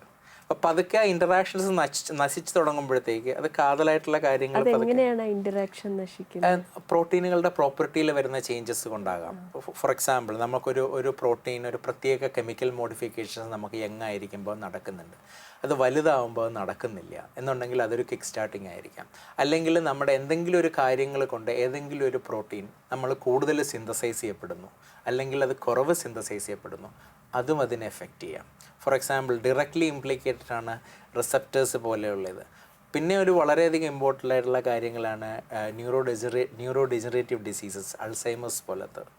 അതും ഇതേപോലെ തന്നെ പറഞ്ഞാൽ, ഫോർ എക്സാമ്പിൾ അൾസൈമേഴ്സ് എന്ന് പറഞ്ഞാൽ അതിൻ്റെ കെമിക്കൽ ബേസിസ് എന്ന് പറയുന്നത് 1900 ആദ്യങ്ങളിൽ കണ്ടുപിടിച്ചത് തന്നെ. നമ്മൾ അൾസൈമേഴ്സ് പേഷ്യൻ്റെ ബ്രെയിൻ ഇങ്ങനെ നമ്മൾ എടുക്കുമ്പോഴത്തേക്ക് അതിൽ പ്ലാക്സ് എന്ന് പറഞ്ഞാൽ അല്ലെങ്കിൽ ടാങ്കിളുകൾ എന്ന് പറഞ്ഞ കാര്യങ്ങൾ കാണും. അത് പിന്നെ കണ്ടുപിടിച്ചതെന്ന് പറഞ്ഞാൽ പ്ലാക്കുകളുടെ ബയോകെമിസ്ട്രി കണ്ടുപിടിച്ചപ്പോൾ അവർക്ക് മനസ്സിലായി അത് അമിലോയിഡ് ബീറ്റ എന്ന് പറയുന്ന ഒരു സാധനങ്ങൾ കൊണ്ടാണ് അതിൻ്റെ ഒരു കോറ്. അതേപോലെ ടാങ്കിളുകൾ കണ്ടുപിടിച്ചപ്പോൾ അവർ മനസ്സിലായി ടോ എന്ന് പറഞ്ഞൊരു പ്രോട്ടീൻ്റെ ഒരു മിസ്ഫോൾഡഡ്, അതായത് കറക്റ്റായിട്ടുള്ള രീതിയിൽ മടങ്ങാതിരിക്കുന്ന പ്രോട്ടീൻ, അതെല്ലാം കൂടെ ടാങ്കിളുകൾ ചെയ്യപ്പെടുന്നത് കൊണ്ടാണ് ടോ ടാങ്കിൾസ് ഉണ്ടാകുന്നത് എന്നുള്ളൊരു സ്റ്റാർട്ടിങ് കിട്ടി. അപ്പോൾ അത് കൂടുതൽ അതിനെക്കുറിച്ച് പഠിച്ചപ്പോഴത്തേക്ക് മനസ്സിലായി ഇംപ്രോപ്പറായിട്ട് അമിലോയിഡ് പ്രീകഴ്സർ പ്രോട്ടീൻ എന്താ പറയുക പ്രോസസ്സ് ചെയ്യപ്പെടുമ്പോഴാണ് പ്ലാക്കുകൾ ഉണ്ടാകുന്നത്. അപ്പോൾ എഗെയിൻ വളരെ സിമ്പിൾ, എന്താണ് ഇംപ്രോപ്പർ പ്രോസസ്സിങ്? അതായത് ഒരു സാധാരണ മനുഷ്യനിൽ അതൊരു APP എന്ന് പറഞ്ഞൊരു റിബൺ പോലെയാണ്. അപ്പോൾ അതിനെന്ന് പറഞ്ഞാൽ കത്രികകളാണ് നമ്മൾ കട്ട് ചെയ്യുക. അങ്ങനെ പല പല മോളിക്കുലർ കത്രികകൾ നമ്മൾക്കുണ്ട്. അപ്പോൾ ഒരു സീക്വൻസ് ഓഫ് ഓർഡറിൽ നമ്മൾ കട്ട് ചെയ്ത് കഴിഞ്ഞാൽ അതൊരു ഹെൽത്തി, ഒരു നോൺ ടോക്സിക് ആയിട്ടുള്ള പ്രൊഡക്ട്സ് ഫോം ചെയ്യും. വേറൊരു സീക്വൻസിൽ അത് കട്ട് ചെയ്ത് കഴിഞ്ഞാൽ അത് ടോക്സിക് ആയിട്ടുള്ള പ്രൊഡക്റ്റ് ഫോം ചെയ്യും. അപ്പോൾ ഇതേപോലെ നമ്മൾക്ക് എന്താ പറയുക, നമ്മൾക്ക് ഏജിങ് ആകുമ്പോഴും അല്ലെങ്കിൽ ഡിമെൻഷ്യ പോലത്തെ അല്ലെങ്കിൽ അൾസൈമേഴ്സ് പോലത്തെ അസുഖങ്ങളായിട്ട് വരുമ്പോഴും ഇങ്ങനത്തെ റോങ് ആയിട്ടുള്ള കട്ടുകൾ കൂടും. അപ്പം ഈ റോങ് കട്ടുകൾ വന്ന് സിനാപ്സിൽ അഗ്രിഗേറ്റ് ചെയ്ത് അല്ലെങ്കിൽ ബ്രെയിനകത്ത് അക്യുമുലേറ്റ് ചെയ്ത് ബാക്കിയുള്ള പ്രോസസ്സുകളെ അത് എഫക്റ്റ് ചെയ്യും. റോങ് കട്ടിങ് വരാനുള്ള റീസൺസ് ജനറ്റിക് ആണോ അതോ പ്രായമാകുന്നതിൻ്റെ ആണോ? ഓക്കെ, നമ്മൾ റോങ് കട്ടുകൾ വരുന്നതിന് 3 കാര്യങ്ങൾ നമ്മൾക്കുണ്ട്. ഒന്ന് ജനറ്റിക് ആയിട്ട് നമുക്ക് വരാം. അതായത് നമ്മൾക്കിപ്പോൾ ഫോർ എക്സാമ്പിൾ ആ ജീനുകളിൽ മ്യൂട്ടേഷൻ ഉണ്ടെങ്കിൽ നമുക്കൊരു 90 തൊട്ട് 100% വരെ സാധ്യതയുണ്ട് അൾസൈമേഴ്സ് വരാൻ. പക്ഷേ അത്തരം സാധ്യതകൾ വളരെ റെയറാണ്. കാര്യം നമ്മുടെ ലോകത്തിൻ്റെ 5% താഴെയുള്ള അങ്ങനത്തെ മ്യൂട്ടേഷനുകൾ വരാനുള്ള സാധ്യത. ബാക്കി 95% ആൾക്കാർക്കും സ്പൊറാഡിക്, അതായത് പ്രത്യേക കാരണങ്ങളില്ല, സ്പൊറാഡിക് ആയിട്ടുള്ള അസുഖങ്ങളാണ് വരുന്നത്. അപ്പം സ്പൊറാഡിക് ആയിട്ടുള്ള അസുഖങ്ങളെക്കുറിച്ച് പഠിച്ചപ്പോഴത്തേക്ക് നമുക്ക് മനസ്സിലായി അപ്പോയി എന്നൊക്കെ പറയുന്ന ചില സെക്രീറ്റഡ് പ്രോട്ടീനുകൾ, അതായത് ആ പ്രോട്ടീനുകളുടെ വേരിയബിലിറ്റി കൊണ്ട് നമ്മൾക്ക് വരാം. അതായത് അപ്പോൾ E2, E3, E4 എന്നൊക്കെ പറഞ്ഞ് പലതരം വേരിയൻസ് ഉണ്ട്. ഇപ്പം നമുക്ക് അപ്പോൾ E4 ഉണ്ട് എങ്കിൽ നമുക്ക് അൾസൈമേഴ്സ് വരാനുള്ള സാധ്യത വളരെ കൂടുതലായിരിക്കും. അപ്പം ഇങ്ങനത്തെ ഫാക്ടേഴ്സിനെ നമ്മൾ റിസ്ക് ഫാക്ടേഴ്സ് എന്ന് വിളിക്കും. അതായത് അവരുടെ ആ റിസ്ക് ഫാക്ടേഴ്സിൻ്റെ ചേഞ്ചസ് കൊണ്ട് നമുക്കത് അൾസൈമേഴ്സിലേക്ക് കോൺട്രിബ്യൂട്ട് ചെയ്യാം. അതായത് അൾസൈമേഴ്സിലെ കോർ പ്രോട്ടീൻസിൻ്റെ അല്ല, റിസ്ക് ഫാക്ടേഴ്സ്, അതായത് അത് കാരണങ്ങളാണ്. അതേപോലെ തന്നെ വേറെയുണ്ട്, നമുക്ക് പ്രത്യേകിച്ച് ഈ അപ്പോയി അല്ലാത്ത വേറെ റിസ്ക് ഫാക്ടേഴ്സ് ഉണ്ട്, അതും കോൺട്രിബ്യൂട്ട് ചെയ്യാം. അതിൻ്റെയൊക്കെ കാരണങ്ങൾ ലൈഫ് സ്റ്റൈൽ ആവാം, നമ്മളുടെ എന്താ പറയുക എൻവയോൺമെൻ്റ് ആകാം, നമ്മൾ കഴിക്കുന്ന ഭക്ഷണ രീതികളാകാം. ഇതെല്ലാം ഒരുവിധം ഇതിനെ സ്ട്രെസ്സും ഒക്കെ ഇത് ചെയ്യാം. പിന്നെ എന്ന് പറഞ്ഞാൽ കുറേയധികം നമ്മുടെ ഈ മറവി രോഗങ്ങൾ എന്ന് പറഞ്ഞാൽ കോമോർബിഡിറ്റീസ് ആണ്. അപ്പോൾ വാസ്കുലർ ഡിമെൻഷ്യ, വാസ്കുലേച്ചർ അസോസിയേറ്റഡ് ആണ്. അപ്പോൾ അതെല്ലാം എന്താ പറയുക ഇതെല്ലാം നമ്മളുടെ ഈ അസുഖത്തിൻ്റെ പ്രോസസ്സ് കൊണ്ട്. അപ്പം നമുക്ക് പറയുന്നത് ഒരു സിമ്പിൾ ആയിട്ട് നമ്മൾ ചിന്തിക്കുകയല്ല ഇവിടെ ചെയ്യുക. നമുക്കൊരു കോംപ്ലക്സ് പാത്തോളജി എങ്ങനെയാണ് ഡെവലപ്പ് ചെയ്യുക. ഏജ് ആകാം, സോഷ്യൽ കണ്ടീഷൻസ് ആവാം, റിസ്ക് ഫാക്ടേഴ്സ് ആകാം, മ്യൂട്ടേഷൻസ് ആകാം. അപ്പോൾ ഈ നേരത്തെ നമുക്കുള്ള ഒരു അറിവെന്ന് പറഞ്ഞാൽ ഈ പ്ലേക്ക് ഫോം ചെയ്യുന്നതാണ്, അല്ലെങ്കിൽ ടാങ്കിൾസ് ഫോം ചെയ്യുന്നതാണ് അൾസൈമേഴ്സിലേക്ക് നയിക്കുന്നതെന്നാണ്. അപ്പം ദീപകിൻ്റെ കൂട്ടരുടെയും ഈ ഗവേഷണം വേറിട്ട് നിൽക്കുന്നത് ഈ നാനോ തലത്തിൽ നടക്കുന്ന ചേഞ്ചസ് എന്താണ്. അപ്പോൾ അതിൽ നിന്ന് എറേസ് ചെയ്യുന്ന ഒരുപാട് കാരണങ്ങൾ ആണ് ഇതിലേക്ക് വരുന്നത്. അപ്പോൾ ഇതെങ്ങനെയാണ് അന്താരാഷ്ട്ര തലത്തിൽ ഈ ഗവേഷണത്തിൻ്റെ പ്രാധാന്യം എത്രമാത്രമാണ്? ഓക്കെ, അപ്പം നമ്മളിത് സാധാരണ അന്താരാഷ്ട്ര തലത്തിൽ ഇത്രയും കാലവും കൂടുതലും മെജോറിറ്റി ഓഫ് ദ ടീംസ്, അതായത് അല്ലെങ്കിൽ എഫേർട്സ് എങ്ങനെയാണ് ഈ ടോക്സിക് പ്രൊഡക്റ്റുകളെ ക്ലിയർ ചെയ്യാം എന്നുള്ളതിനെ കുറിച്ചാണ്. അപ്പം നമുക്ക് കാരണം കണ്ടുകിട്ടിയല്ലോ. അതായത് നമ്മൾ റോങ് സീക്വൻസിൽ അമിലോയിഡ് പ്രീകഴ്സർ പ്രോട്ടീൻ മുറിക്കപ്പെട്ടാൽ അതിങ്ങനെ ഒരു പ്ലാക്സ് നമുക്ക് ഉണ്ടാക്കും. വലിയ എഫേർട്ട് എങ്ങനെയാണ് ഇത് ക്ലിയർ ചെയ്യുക, എങ്ങനെയാണ് ആ ഒരു പ്ലാക്കുകൾ ഉണ്ടാക്കുന്നത് കുറയ്ക്കുക എന്നുള്ളതിനെ കുറിച്ചായിരുന്നു. പക്ഷേ ഇതിനൊരു ഡൗൺ സൈഡ് എന്ന് പറഞ്ഞു കഴിഞ്ഞാൽ നമ്മൾ അതിനെ നമ്മൾ ടാർഗറ്റ് ചെയ്യുമ്പോൾ നമ്മളിപ്പോൾ പ്ലാക്ക് കുറയ്ക്കാനുള്ള ടാർഗറ്റ് ചെയ്യുന്നു, അല്ലെങ്കിൽ അമിലോയിഡ് പ്രീകസർ പ്രോട്ടീൻ്റെ അതായത് ആ കട്ട് ചെയ്യപ്പെടാനുള്ള പ്രോസസ്സ് ചെയ്യുന്നു. ഈ കത്രികകൾക്ക് വേറെയും ഫങ്ഷൻ ഉണ്ട്. അതായത് അവർ അമിലോയിഡ് പ്രീകസർ പ്രോട്ടീനെ മാത്രമല്ല മുറിക്കുന്നത്, വേറെ ഒരുപാട് പ്രോട്ടീനുകളെ അവർ മുറിക്കുന്നു, നമുക്ക് ഉപകാരമുള്ള. അപ്പം നമ്മൾ അവരുടെ ആക്ടിവിറ്റി കൂടുകയോ കുറയ്ക്കുകയോ ചെയ്താൽ നമുക്കൊരു ടെമ്പററി റിലീഫ് നമുക്ക് വരും. പക്ഷെ ലോങ് ടേമിൽ സിസ്റ്റം ഷിഫ്റ്റ് ആയിപ്പോയി വീണ്ടും ഒരു പഴയ സ്റ്റേറ്റിലേക്ക് പോകാൻ തുടങ്ങും. അപ്പം ഞങ്ങൾ ചെയ്തതെന്ന് വെച്ച് കഴിഞ്ഞാൽ ഇതേപോലെ നമ്മൾ പറയുന്ന എന്താണ് ഈ പ്ലാക്സിന് മുമ്പ് വരിക. അപ്പം അവിടെയാണ് ഞങ്ങൾ കൂടുതൽ കോൺസെൻട്രേറ്റ്. ഇപ്പോൾ അമിലോയിഡ് പ്രീകസർ പ്രോട്ടീൻ ഇല്ലാതെ പ്ലാക്സ് ഉണ്ടാവില്ല, അതേപോലെ ടോ ഇല്ലാതെ ടാങ്കിൾസ് ഉണ്ടാവത്തില്ല. അപ്പോൾ എന്തുകൊണ്ടാണ് നമുക്ക് എന്താണ് ഈ പ്രോട്ടീനുകൾ നമ്മളുടെ ശരീരത്തിൽ ചെയ്യുന്നതെന്നുള്ളതായിരുന്നു. ഇപ്പോഴും അതിന് കൃത്യമായിട്ട് ഉത്തരവൊന്നുമില്ല കേട്ടോ. പക്ഷെ ഞങ്ങൾ ചെയ്തതെന്ന് പറഞ്ഞാൽ അതിൻ്റെ ഫിസിക്കൽ സിഗ്നേച്ചേഴ്സ് എന്താണ്. കാര്യം നമ്മൾക്ക് ഇതിപ്പം ഏർലി ആയിട്ട് നമ്മൾ ചെയ്യുമ്പോഴത്തേക്ക് എന്താണ് നമ്മൾ കാണുന്നത് എന്നുള്ളതൊക്കെയാണ്. അപ്പം നമ്മൾ ആദ്യം സ്റ്റാർട്ട് ചെയ്ത് എല്ലാ റിസർച്ചും സ്റ്റാർട്ട് ചെയ്യുന്ന പോലെ നമ്മളൊരു മൈസ് മോഡൽ, അതായത് അതാണ് നമുക്ക് മനുഷ്യരിൽ നിന്ന് എടുക്കാൻ പറ്റില്ല. അപ്പം നമ്മൾ മൈസ് മോഡലിൽ നിന്ന് നമ്മൾ സ്റ്റാർട്ട് ചെയ്യും. അപ്പം നമ്മൾ കണ്ടു ഈ റിസപ്റ്റേഴ്സൊക്കെ പോലെ തന്നെ അമിലോയിഡ് പ്രീകസർ പ്രോട്ടീനുകളും കൂടിയാണ് ഇങ്ങനെ ഇരിക്കുന്നത്. അപ്പം അതിൻ്റെ ഒരു പ്രത്യേകത എന്ന് പറഞ്ഞു കഴിഞ്ഞാൽ അപ്പം അങ്ങനെ കൂട്ടം കൂടിയിരിക്കുന്ന എന്താ പറയുക, ഒരു സാധനം കൂട്ടിയിരിക്കുകയാണെങ്കിൽ നമുക്ക് ഈ കത്രികകൾക്ക് കണ്ടുപിടിച്ച് മുറിക്കാൻ വളരെ എളുപ്പമായിരിക്കും. അപ്പോൾ വളരെ സ്പാർസായിട്ടിരിക്കുന്ന ഒരു എൻവയോൺമെൻറ്റിൽ ഓരോന്നിനെയും തപ്പി വേണം മുറിക്കാൻ. ഇവിടെ എല്ലാവരും കൂടെ കൂടിയിരിക്കുകയാണെങ്കിൽ ആക്ഷൻ കുറേ കൂടെ സ്ട്രോങ് ആയിരിക്കും. റെഗുലർ ഹെൽത്തി ടൈപ്പിലും ഇങ്ങനത്തെ ക്ലസ്റ്റേഴ്സ് ഉണ്ട്. പക്ഷെ നമ്മൾ ഒരു അൾസൈമർ മോഡൽ മൗസ് എടുക്കുമ്പോഴത്തേക്ക് നമുക്ക് മനസ്സിലായി അവിടെയും ഈ ക്ലസ്റ്റേഴ്സ് ഉണ്ട്. പക്ഷേ ഇതിൻ്റെ പ്രോപ്പർട്ടീസ് മാറപ്പെട്ടിരിക്കുന്നു. അതായത് ഇതിൽ കൂടുതൽ മോളിക്യൂൾ പെർ ക്ലസ്റ്റർ കാണാൻ തുടങ്ങുന്നു. അതേപോലെ തന്നെ സിനാപ്സിൻ്റെ പല സ്ഥലത്തും അതിന് വ്യത്യാസം നമ്മൾ കാണുന്നു. അപ്പം നമ്മളിത് കോറിലേറ്റ് ചെയ്യാൻ വേണ്ടിയിട്ട് നമ്മൾ എന്താ പറയുക, അത് പോസ്റ്റ്മോർട്ടം ഹ്യൂമൻ ബ്രെയിൻ നമ്മൾ എടുത്തു നോക്കി. അവിടെയും സെയിം തന്നെയാണ്. അപ്പം നമ്മളിപ്പോൾ ചെയ്യുന്നതെന്ന് പറഞ്ഞാൽ ഇതിനെ ഡിസ്ട്രപ്റ്റ് ചെയ്യപ്പെട്ട് കഴിഞ്ഞാൽ അമിലോയിഡ് ഇതിൻ്റെ അതായത് റേറ്റ് ഓഫ് പ്രൊഡക്ഷൻ നമുക്ക് കുറയുമോ, അല്ലെങ്കിൽ അതിലേക്കാണ് ഇപ്പം നമ്മൾ കൂടുതൽ ചെയ്യുന്നത്. അപ്പം പ്രത്യേകിച്ച് നമ്മൾ കാസ്കേഡുകൾ, അതായത് നമ്മൾ കത്രികകളെയോ അതിൻ്റെ പ്രോപ്പർട്ടീസിനെയോ ഫോക്കസ് ചെയ്യാതെ അൾസൈമർ പ്രോട്ടീൻ അല്ലെങ്കിൽ അതേപോലത്തെ ടോപ്പ് പ്രോട്ടീൻ്റെ സ്ട്രക്ചറലി ഈ ഒരുമിച്ചിരിക്കുന്ന അതായത് ഈ ഡൊമൈൻസ് ഫോം ചെയ്യുന്ന പ്രോപ്പർട്ടീനെ മോഡുലേറ്റ് ചെയ്ത് അതിനെയാണ് നോക്കുന്നത്. അപ്പോൾ ഇതിൻ്റെ ഗുണമെന്ന് പറഞ്ഞാൽ ഇതിനെ നമുക്കൊരു 10-15 വർഷം മുമ്പ് തന്നെ ടാർഗറ്റ് ചെയ്യാം. കാര്യം ഇത് നമ്മുടെ ശരീരത്തിൽ ഓൾറെഡി എക്സിസ്റ്റ് ചെയ്യുന്ന കാര്യങ്ങളാണ്. അതിൽ വരുന്ന വ്യതിയാനങ്ങൾ നമുക്ക് കുറേ കൂടെ നമുക്ക് പെട്ടെന്ന് കണ്ടുപിടിക്കാൻ പറ്റും. അപ്പം സാധാരണത്തെ പോലെ തന്നെ ഇതിൻ്റെ പ്രോപ്പർട്ടീസ്, അതായത് സെക്രട്ടേഴ്സ്, അതായത് ഈ കട്ട് ചെയ്യപ്പെടുന്നതിൻ്റെയോ അല്ലെങ്കിൽ ഡൗൺ സ്ട്രീം കാസ്കേഡുകളുടെയോ പ്രോപ്പർട്ടീസിനെ അധികം ഫോക്കസ് ചെയ്യാതെ അമിലോയിഡ് പ്രീകസർ പ്രോട്ടീൻ്റെ തന്നെയുള്ള ക്ലസ്റ്റേഴ്സ്, അതായത് ആ ഡൊമൈൻസ്, അതിൻ്റെ പ്രോപ്പർട്ടീസിനെ നമ്മൾ ചെയ്യുമ്പോഴത്തേക്ക് നമ്മൾ ഒരുപക്ഷെ ട്രാജക്ടറി വേറെ വഴിക്ക് തിരിച്ചുവിടാൻ പറ്റും. അപ്പോൾ അത് നമ്മൾ നേരത്തെ കണ്ടുപിടിച്ചാൽ നേരത്തെ ആ ട്രാജക്ടറിയിൽ വർക്ക് ചെയ്യാം.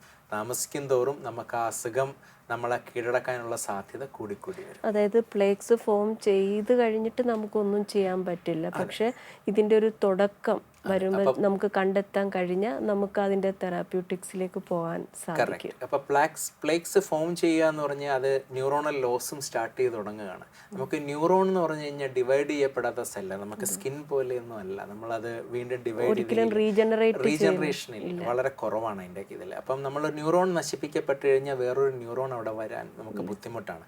പിന്നെ അത് പോരാഞ്ഞിട്ട് നശിപ്പിക്കപ്പെടുമ്പോഴത്തേക്ക് തന്നെ അതൊരുപാട് നെറ്റ്വർക്കിൽ ഭാഗമായിരുന്നു. അപ്പോൾ ഒരുപാട് മെമ്മറീസിലും ഒരുപാട് ഞാൻ പറഞ്ഞില്ലേ ആദ്യം പറഞ്ഞ കാര്യങ്ങളൊക്കെ ഒരു ന്യൂറോൺ തന്നെ ഒരുപാട് നെറ്റ്വർക്ക് ഒരു ന്യൂറോൺ തന്നെ പല ന്യൂറോണൽ സബ് നെറ്റ്വർക്കിൽ പാർട്ടായിരിക്കും. അതാണ് നമ്മൾക്ക് എന്താ പറയുക ചിലപ്പോൾ കാര്യങ്ങൾ കണക്റ്റഡ് ആയിട്ട് ഓർമ്മ വരുന്നത്.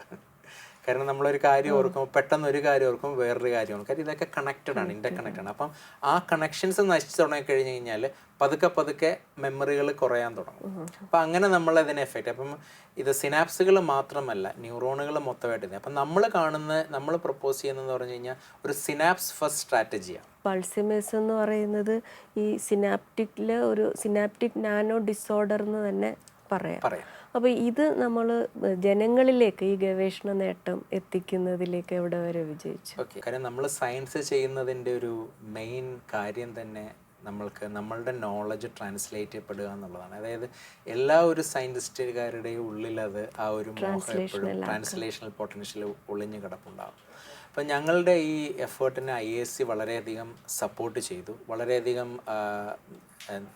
എൻകറേജ് ചെയ്തു.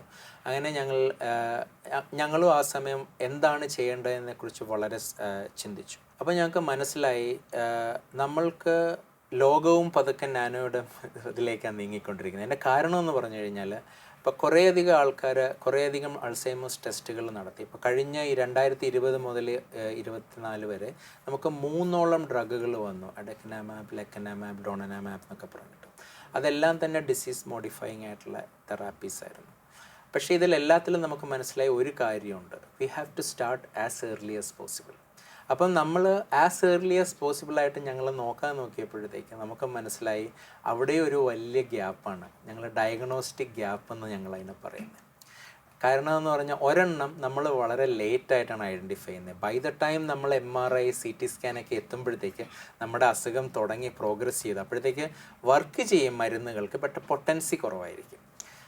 പിന്നെയെന്ന് പറഞ്ഞു കഴിഞ്ഞാൽ ബാക്കിയുള്ള സൊല്യൂഷൻസ് എക്സ്പെൻസീവാണ്. അതായത് ചില സൊല്യൂഷൻസ് എന്നൊക്കെ പറഞ്ഞു കഴിഞ്ഞാൽ നമുക്ക് ആയിരക്കണക്കിന് ഡോളർ വില വരും. അപ്പം അതായത് ഡയഗ്നോസ് ചെയ്യപ്പെടാനുള്ള. അപ്പോൾ ആയിരക്കണക്കിന് വില വരുമ്പോഴത്തേക്ക് നമ്മളെ ഒരു സാധാരണ ഒരു മിഡിൽ ക്ലാസ് ഫാമിലിക്ക് ഇത് റിപ്പീറ്റബിളായിട്ട് ടെസ്റ്റ് ചെയ്യാനുള്ളത് ബുദ്ധിമുട്ട് വരും. മൂന്നാമത്തെന്ന് പറഞ്ഞു കഴിഞ്ഞാൽ വളരെ സെൻട്രലൈസ്ഡ് ആണ് ഈ കെയർ. അതായത് നമ്മൾക്കൊരു പ്രശ്നം ഉണ്ടെങ്കിൽ നമ്മൾ മേജർ സിറ്റിയിലേക്ക് നമ്മൾ വരണം. അപ്പം ഞങ്ങൾ ചിന്തിച്ചതെന്ന് പറഞ്ഞു കഴിഞ്ഞാൽ എന്തുകൊണ്ട് ഇതിനെ ഡീസെൻട്രലൈസ് ചെയ്തുകൂടാ? അപ്പോൾ ഡീസെൻട്രലൈസ് ചെയ്യാനുള്ള ബുദ്ധിമുട്ട് എന്താണ്? അപ്പം ഞങ്ങൾക്ക് മനസ്സിലായി ഈ റിസ്ക് ഫാക്ടേഴ്സ് അല്ലെങ്കിൽ ഈ ഇതിൻ്റെ ഫാക്ടേഴ്സ് നേരത്തെ കണ്ടുപിടിക്കുന്നതാണ് അവിടെ ഒരു ഗ്യാപ്പ്. അപ്പം ഞങ്ങൾ ചിന്തിച്ചു എന്തുകൊണ്ട് നമ്മൾ ആ ഒരു രീതിയിലേക്ക് മുന്നോട്ട് പോയിക്കൂടാ? അപ്പോൾ അതിന് IASC വളരെയധികം സപ്പോർട്ട് ചെയ്തു. അപ്പം IASCയിൽ നിന്ന് തന്നെ FSID എന്ന് പറഞ്ഞൊരു ഇൻക്യുബേഷൻ ആമുണ്ട്. അപ്പോൾ അവരതിൽ അത് ഞങ്ങൾക്ക് ഒരു കമ്പനി സ്റ്റാർട്ട് ചെയ്യാനുള്ള ഇതാണ്. അതാണ് ഈ ഒരു എഫേർട്ടിൻ്റെ പരിശ്രമത്തിൻ്റെ ഫലമാണ് എൻലൈഫ് റിസർച്ച് എന്ന് പറഞ്ഞൊരു കമ്പനി ഞങ്ങൾ ഫോം ചെയ്തു. എൻലൈഫ് റിസർച്ച്. അപ്പോൾ അതിൻ്റെ മെയിനായിട്ടുള്ള ഒരു കാതലായിട്ടുള്ള കാര്യം എന്ന് പറഞ്ഞാൽ ഈ അസുഖം തുടങ്ങുന്നതിന് മുമ്പ് 10 to 15 years മുമ്പ് നമുക്ക് കണ്ടുപിടിക്കാൻ പറ്റും എന്നുള്ളത്. ഇപ്പം അങ്ങനെ കണ്ടുപിടിക്കുകയാണെങ്കിൽ ഇപ്പോൾ എക്സിസ്റ്റിംഗ് ആയിരിക്കുന്ന അതായത് ഡിസീസ് മോഡിഫയിങ് തെറാപ്പീസും ബാക്കിയുള്ള തെറാപ്പീസും കുറേ കൂടെ യൂസ്ഫുൾ ആയിരിക്കും. അതേപോലെ തന്നെ നമ്മൾ കുറേ കൂടുതൽ ആൾക്കാർ ആ തെറാപ്പീസിലേക്ക് പോകുമ്പോൾ ഇപ്പം എന്ന് പറഞ്ഞാൽ ഈ തെറാപ്പികൾക്കൊക്കെ 20 ലക്ഷം 25 ലക്ഷം രൂപയൊക്കെ വിലയാണ്. അതെന്ന് പറഞ്ഞാൽ നമ്മുടെ മിഡിൽ ക്ലാസ് അഗെയിൻ എൻ്റെ പോക്കറ്റ് അപ്പുറത്ത്. അതായത് ഞാനും ഒരു സാധാരണ മിഡിൽ ക്ലാസ് ഫാമിലി എന്നുള്ള we know how difficult it is. അപ്പം the more the people use ഈ കോസ്റ്റുകളും താഴേക്ക് വരാൻ തുടങ്ങും.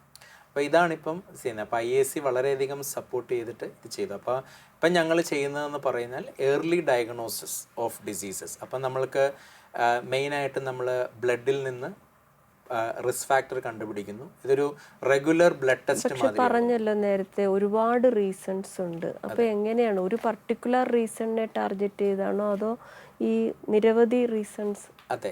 അപ്പം നമ്മൾ മൾട്ടി മോഡലായിട്ടാണ് നമ്മൾ സംഭവിക്കുക. ഇപ്പോൾ ഉള്ള ടെസ്റ്റുകൾ ഫോർ എക്സാമ്പിൾ FDA അപ്രൂവ്ഡ് ആയിട്ടുള്ള ലൂമിപ്പൾസ് അസേ എന്ന് പറഞ്ഞിട്ടുണ്ട്. അത് 1-2 റിസ്ക് ഫാക്ടേഴ്സിനെ കണ്ടുപിടിക്കും. ഇപ്പം പറഞ്ഞില്ലേ നമ്മുടെ ടോപ്പ് പ്രോട്ടീൻ്റെ മോഡിഫിക്കേഷൻസ്, അമിലോയിഡ് ബീറ്റയുടെ റേഷ്യോകൾ, ഇതൊക്കെയാണ് അവർ കണ്ടുപിടിക്കുന്നത്. പകരം ഞങ്ങൾ നോക്കുന്നതെന്ന് പറഞ്ഞു കഴിഞ്ഞാൽ കുറേ കൂടെ എന്താ പറയുക നമ്പർ ഓഫ് ഫാക്ടേഴ്സ് ഒരുമിച്ച് കണ്ടുപിടിക്കാൻ പറ്റുമോ എന്നുള്ളതാണ്. അതിന് AI അപ്പം നമ്മൾ AI ഉപയോഗിച്ച് തന്നെ നമ്മുടെ ആ ഫുൾ പൈപ്പ് ലൈൻ ആക്സിലറേറ്റ് ചെയ്യുന്നു.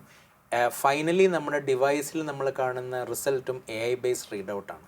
അപ്പം നമുക്കെന്ന് പറഞ്ഞാൽ കൂടുതൽ ആൾക്കാരെ ടെസ്റ്റ് ചെയ്യുമ്പോഴത്തേക്ക് കൂടുതൽ പ്രിസൈസ് ആയിട്ട് നമുക്ക് വരും. അതിന് ഒരു സംശയം ചോദിച്ചോട്ടെ, ഈ ബ്രെയിനിൽ നമുക്ക് സെറിബ്രോസ്പൈനൽ ഫ്ലൂയിഡ് അല്ല, അപ്പോൾ ബ്ലഡ് ടെസ്റ്റിൽ നിന്ന് എങ്ങനെയാണ് ഈ മാർക്കേഴ്സ്? കാര്യം നമ്മൾ എന്താ പറയുക സെറിബ്രോസ്പൈനൽ ഫ്ലൂയിഡാണ് ഏറ്റവും നല്ല ഒരു മീഡിയം നമുക്ക് എടുക്കാൻ. പക്ഷേ it's a very painful and not so happy procedure for the patient. അപ്പം ഈ ഒരു സെയിം നമ്മുടെ ഇതിലുള്ള അതായത് നമ്മുടെ ബ്രെയിനിലുണ്ടാകുന്ന ചേഞ്ചസ് നമ്മൾ ബ്ലഡിലും റിഫ്ലക്റ്റഡ് ആവും. കാര്യം ബ്രെയിനും ബ്ലഡും തമ്മിൽ മിക്സ് ചെയ്യുന്നില്ലെങ്കിലും അവർ ഒരുപാടധികം വർത്തമാനം പറയുന്നുണ്ട് കെമിക്കൽ എക്സ്ചേഞ്ചസും എല്ലാം വഴി. അപ്പം ബ്രെയിനിൽ ഉണ്ടാവുന്ന ചേഞ്ചസ് ബ്ലഡിൽ റിഫ്ലക്റ്റഡ് ആവും. പക്ഷെ നമ്മൾക്കിപ്പോൾ കൃത്യമായിട്ട് അറിയാത്തത് ഏതൊക്കെയാണ് ഇന്ത്യൻ പോപ്പുലേഷൻസിൽ ആ ഫാക്ടേഴ്സ് എന്നുള്ളതാണ്. അപ്പം വെസ്റ്റേൺ പോപ്പുലേഷനിൽ കുറച്ചധികം സ്റ്റഡികൾ നടന്നിട്ടുണ്ട്. ഇപ്പോൾ ഫോർ എക്സാമ്പിൾ ഇവിടുത്തെ ഒരു ഗസ്റ്റ് ആയിരുന്നല്ലോ ക്രിസ് ഗോപാലകൃഷ്ണൻ, അദ്ദേഹത്തിൻ്റെ തന്നെ ഇൻസ്റ്റിറ്റ്യൂട്ടാണ് സെൻറ്റർ ഫോർ ബ്രെയിൻ റിസർച്ച്, അവിടെ നടക്കുന്നുണ്ട്. അതേപോലെ അദ്ദേഹത്തിൻ്റെ തന്നെ കൊളീഗ് നന്ദൻ നിലേക്കനി, അവിടെ അവർ കാം ബേസ് ഇത് കൊഹോട്ട് ലോഞ്ച് ചെയ്തു. അതായത് ഇങ്ങനത്തെ നന്ദൻ നിലേക്കനി NCBSും നിംഹാൻസും കൂടെ ചേർത്ത്. അപ്പോൾ ഇങ്ങനെയുള്ള ഡാറ്റാബേസുകൾ വരുമ്പോഴത്തേക്കും നമ്മൾക്ക് ആക്സസിബിലിറ്റി, ഇത് പഠിക്കാനുള്ള ചാൻസസ് ഒക്കെ ഇങ്ങനെ വളരെ കൂടിക്കൂടി വരും. കാരണം നമ്മൾക്ക് ആൾക്കാരെ നമ്മൾ ട്രാക്ക് ചെയ്യുന്നു, സ്ട്രാറ്റിഫൈഡ് ആയിട്ടുള്ള കോഹോർട്ടിനെ നമ്മൾ സ്റ്റഡി ചെയ്യുന്നു, കൂടുതൽ ഡാറ്റ അവൈലബിൾ ആകുന്നു. അപ്പം this is the right centres എല്ലാം തമ്മിൽ കൊളാബറേഷനും that's exactly what we want. അപ്പം നമ്മൾക്ക് എന്താ പറയുക, the more people exchange freely because it's our population, right? I mean, and it's more important that we commit to such a cause and try to see. അപ്പം നമുക്കൊരു treatment വേണം എന്നുണ്ടെങ്കിൽ നമ്മൾ ആദ്യം ഡയഗ്നോസ് ചെയ്യണം. ഇപ്പം നമ്മൾ ഡയഗ്നോസ് ചെയ്ത ട്രീറ്റ്മെൻറ്റ് ഇല്ല എന്നുണ്ടെങ്കിൽ അതൊരു വളരെ ക്രൂവലായിട്ടുള്ള കാര്യമാണ്, മനസ്സിലായില്ലേ? അപ്പോൾ ഇറ്റ്സ് ലൈക്ക് വെരി ബാഡ്. അപ്പോൾ ഈ ഒരു കേസിൽ നമുക്കറിയാം early intervention helps. So we need to diagnose it well. അപ്പോൾ അതിലേക്കാണ് ഞങ്ങളുടെ എഫേർട്ട് പോകുന്നത്. അപ്പോൾ AI ഉണ്ടാകും, ഹൈ എൻഡ് കെമിക്കൽ ബയോളജി ഞങ്ങൾ യൂസ് ചെയ്യുന്നുണ്ട്, സെല്ലുലാർ ന്യൂറോ സയൻസിൻ്റെ ഘടകങ്ങൾ ആ റിസർച്ചിൽ വരും. പിന്നെ അത് മാത്രമല്ല lab on a chip assays, അതായത് മൈക്രോഫ്ലൂയിഡിക്സ്, അതേപോലത്തെ അസേകൾ വരും. അപ്പം കംപ്ലീറ്റ്ലി ഒരു ഹോം ഗ്രൗണ്ട് ടെക്നോളജി എന്ന് പറയാം. That's the only way we can bring down the cost. We should not sacrifice rigor, but we should always try to find a way to bring the cost down. അത് എന്നാലേ ഒരു സാധാരണ മനുഷ്യനത് use ആയി. അപ്പോൾ ഈ ഒരു ഒറ്റ ടെസ്റ്റിലൂടെ എത്ര റീസൺസ് നമുക്ക് ഡിറ്റക്ട് ചെയ്യാം? നമ്മളിപ്പം നമ്മൾ ശരിക്കും ഇന്ത്യൻ ബേസ്ഡ് ബയോമാർക്കേഴ്സിൻ്റെ ലിസ്റ്റ് ഞങ്ങൾ അധികം അതിനെക്കുറിച്ച് കൂടുതലും ചെയ്തുകൊണ്ടിരിക്കുന്നത്. അപ്പം നമ്മളൊരു 25 ഇതാണ് പറയുന്നത്. അപ്പോൾ ഏറ്റവും വലിയ ഗുണമെന്ന് പറഞ്ഞു കഴിഞ്ഞാൽ, ഗുണവും ദോഷവും, നമ്മുടെ ബ്രെയിൻ ഡിസീസ്, ന്യൂറോഡെജനറേറ്റീവ് ഡിസീസ് എന്ന് പറഞ്ഞാൽ നമുക്ക് സാധാരണ ജനതേനെ അലട്ടുന്നത് അൾസൈമേഴ്സ്, പാർക്കിൻസൺസ്, ALS, അതെല്ലാത്തിനും കുറേയധികം കോമൺ സിഗ്നേച്ചേഴ്സ് ഉണ്ട്, മനസ്സിലായോ? അപ്പോൾ പക്ഷേ അതൊന്നും അൾസൈമേഴ്സിൽ മാറുന്ന പോലെയല്ല പാർക്കിൻസൺസിൽ മാറുന്നത്, പാർക്കിൻസൺസിൽ മാറുന്ന പോലെയല്ല വേറെ ഇതിലും മാറുന്നത്. അപ്പം നമ്മളൊരു കോമൺ ഡാറ്റാബേസ് ഓഫ് ഒരു 50 റിസ്ക് ഫാക്ടേഴ്സ് എടുത്തു കഴിഞ്ഞാൽ നമുക്കതിനെ കൃത്യമായിട്ട് നമുക്ക് പറയാൻ പറ്റും. ഓക്കെ, ഈ ഒരു ചേഞ്ചസ്, ഇന്ന ലെവൽ ചേഞ്ചസ് വരുമ്പം അത് പാർക്കിൻസൺ ആയിരിക്കും, ഇന്ന ലെവൽ വരുമ്പോൾ അൾസൈമേഴ്സ് ആയിരിക്കും. ഇപ്പം ഞങ്ങൾ അൾസൈമേഴ്സിലാണ് സ്റ്റാർട്ട് ചെയ്തിരിക്കുന്നത്, പക്ഷേ the idea is to extend across the spectrum. അപ്പം which will be useful much more than we imagine. That's what we are looking at. അപ്പോൾ ഇത് ഒരു സംശയം ചോദിച്ചോട്ടെ, ഈ മൈസിൻ്റെ ബ്രെയിൻ സെൽസിലാണല്ലോ റിസർച്ച് തുടങ്ങിയത്.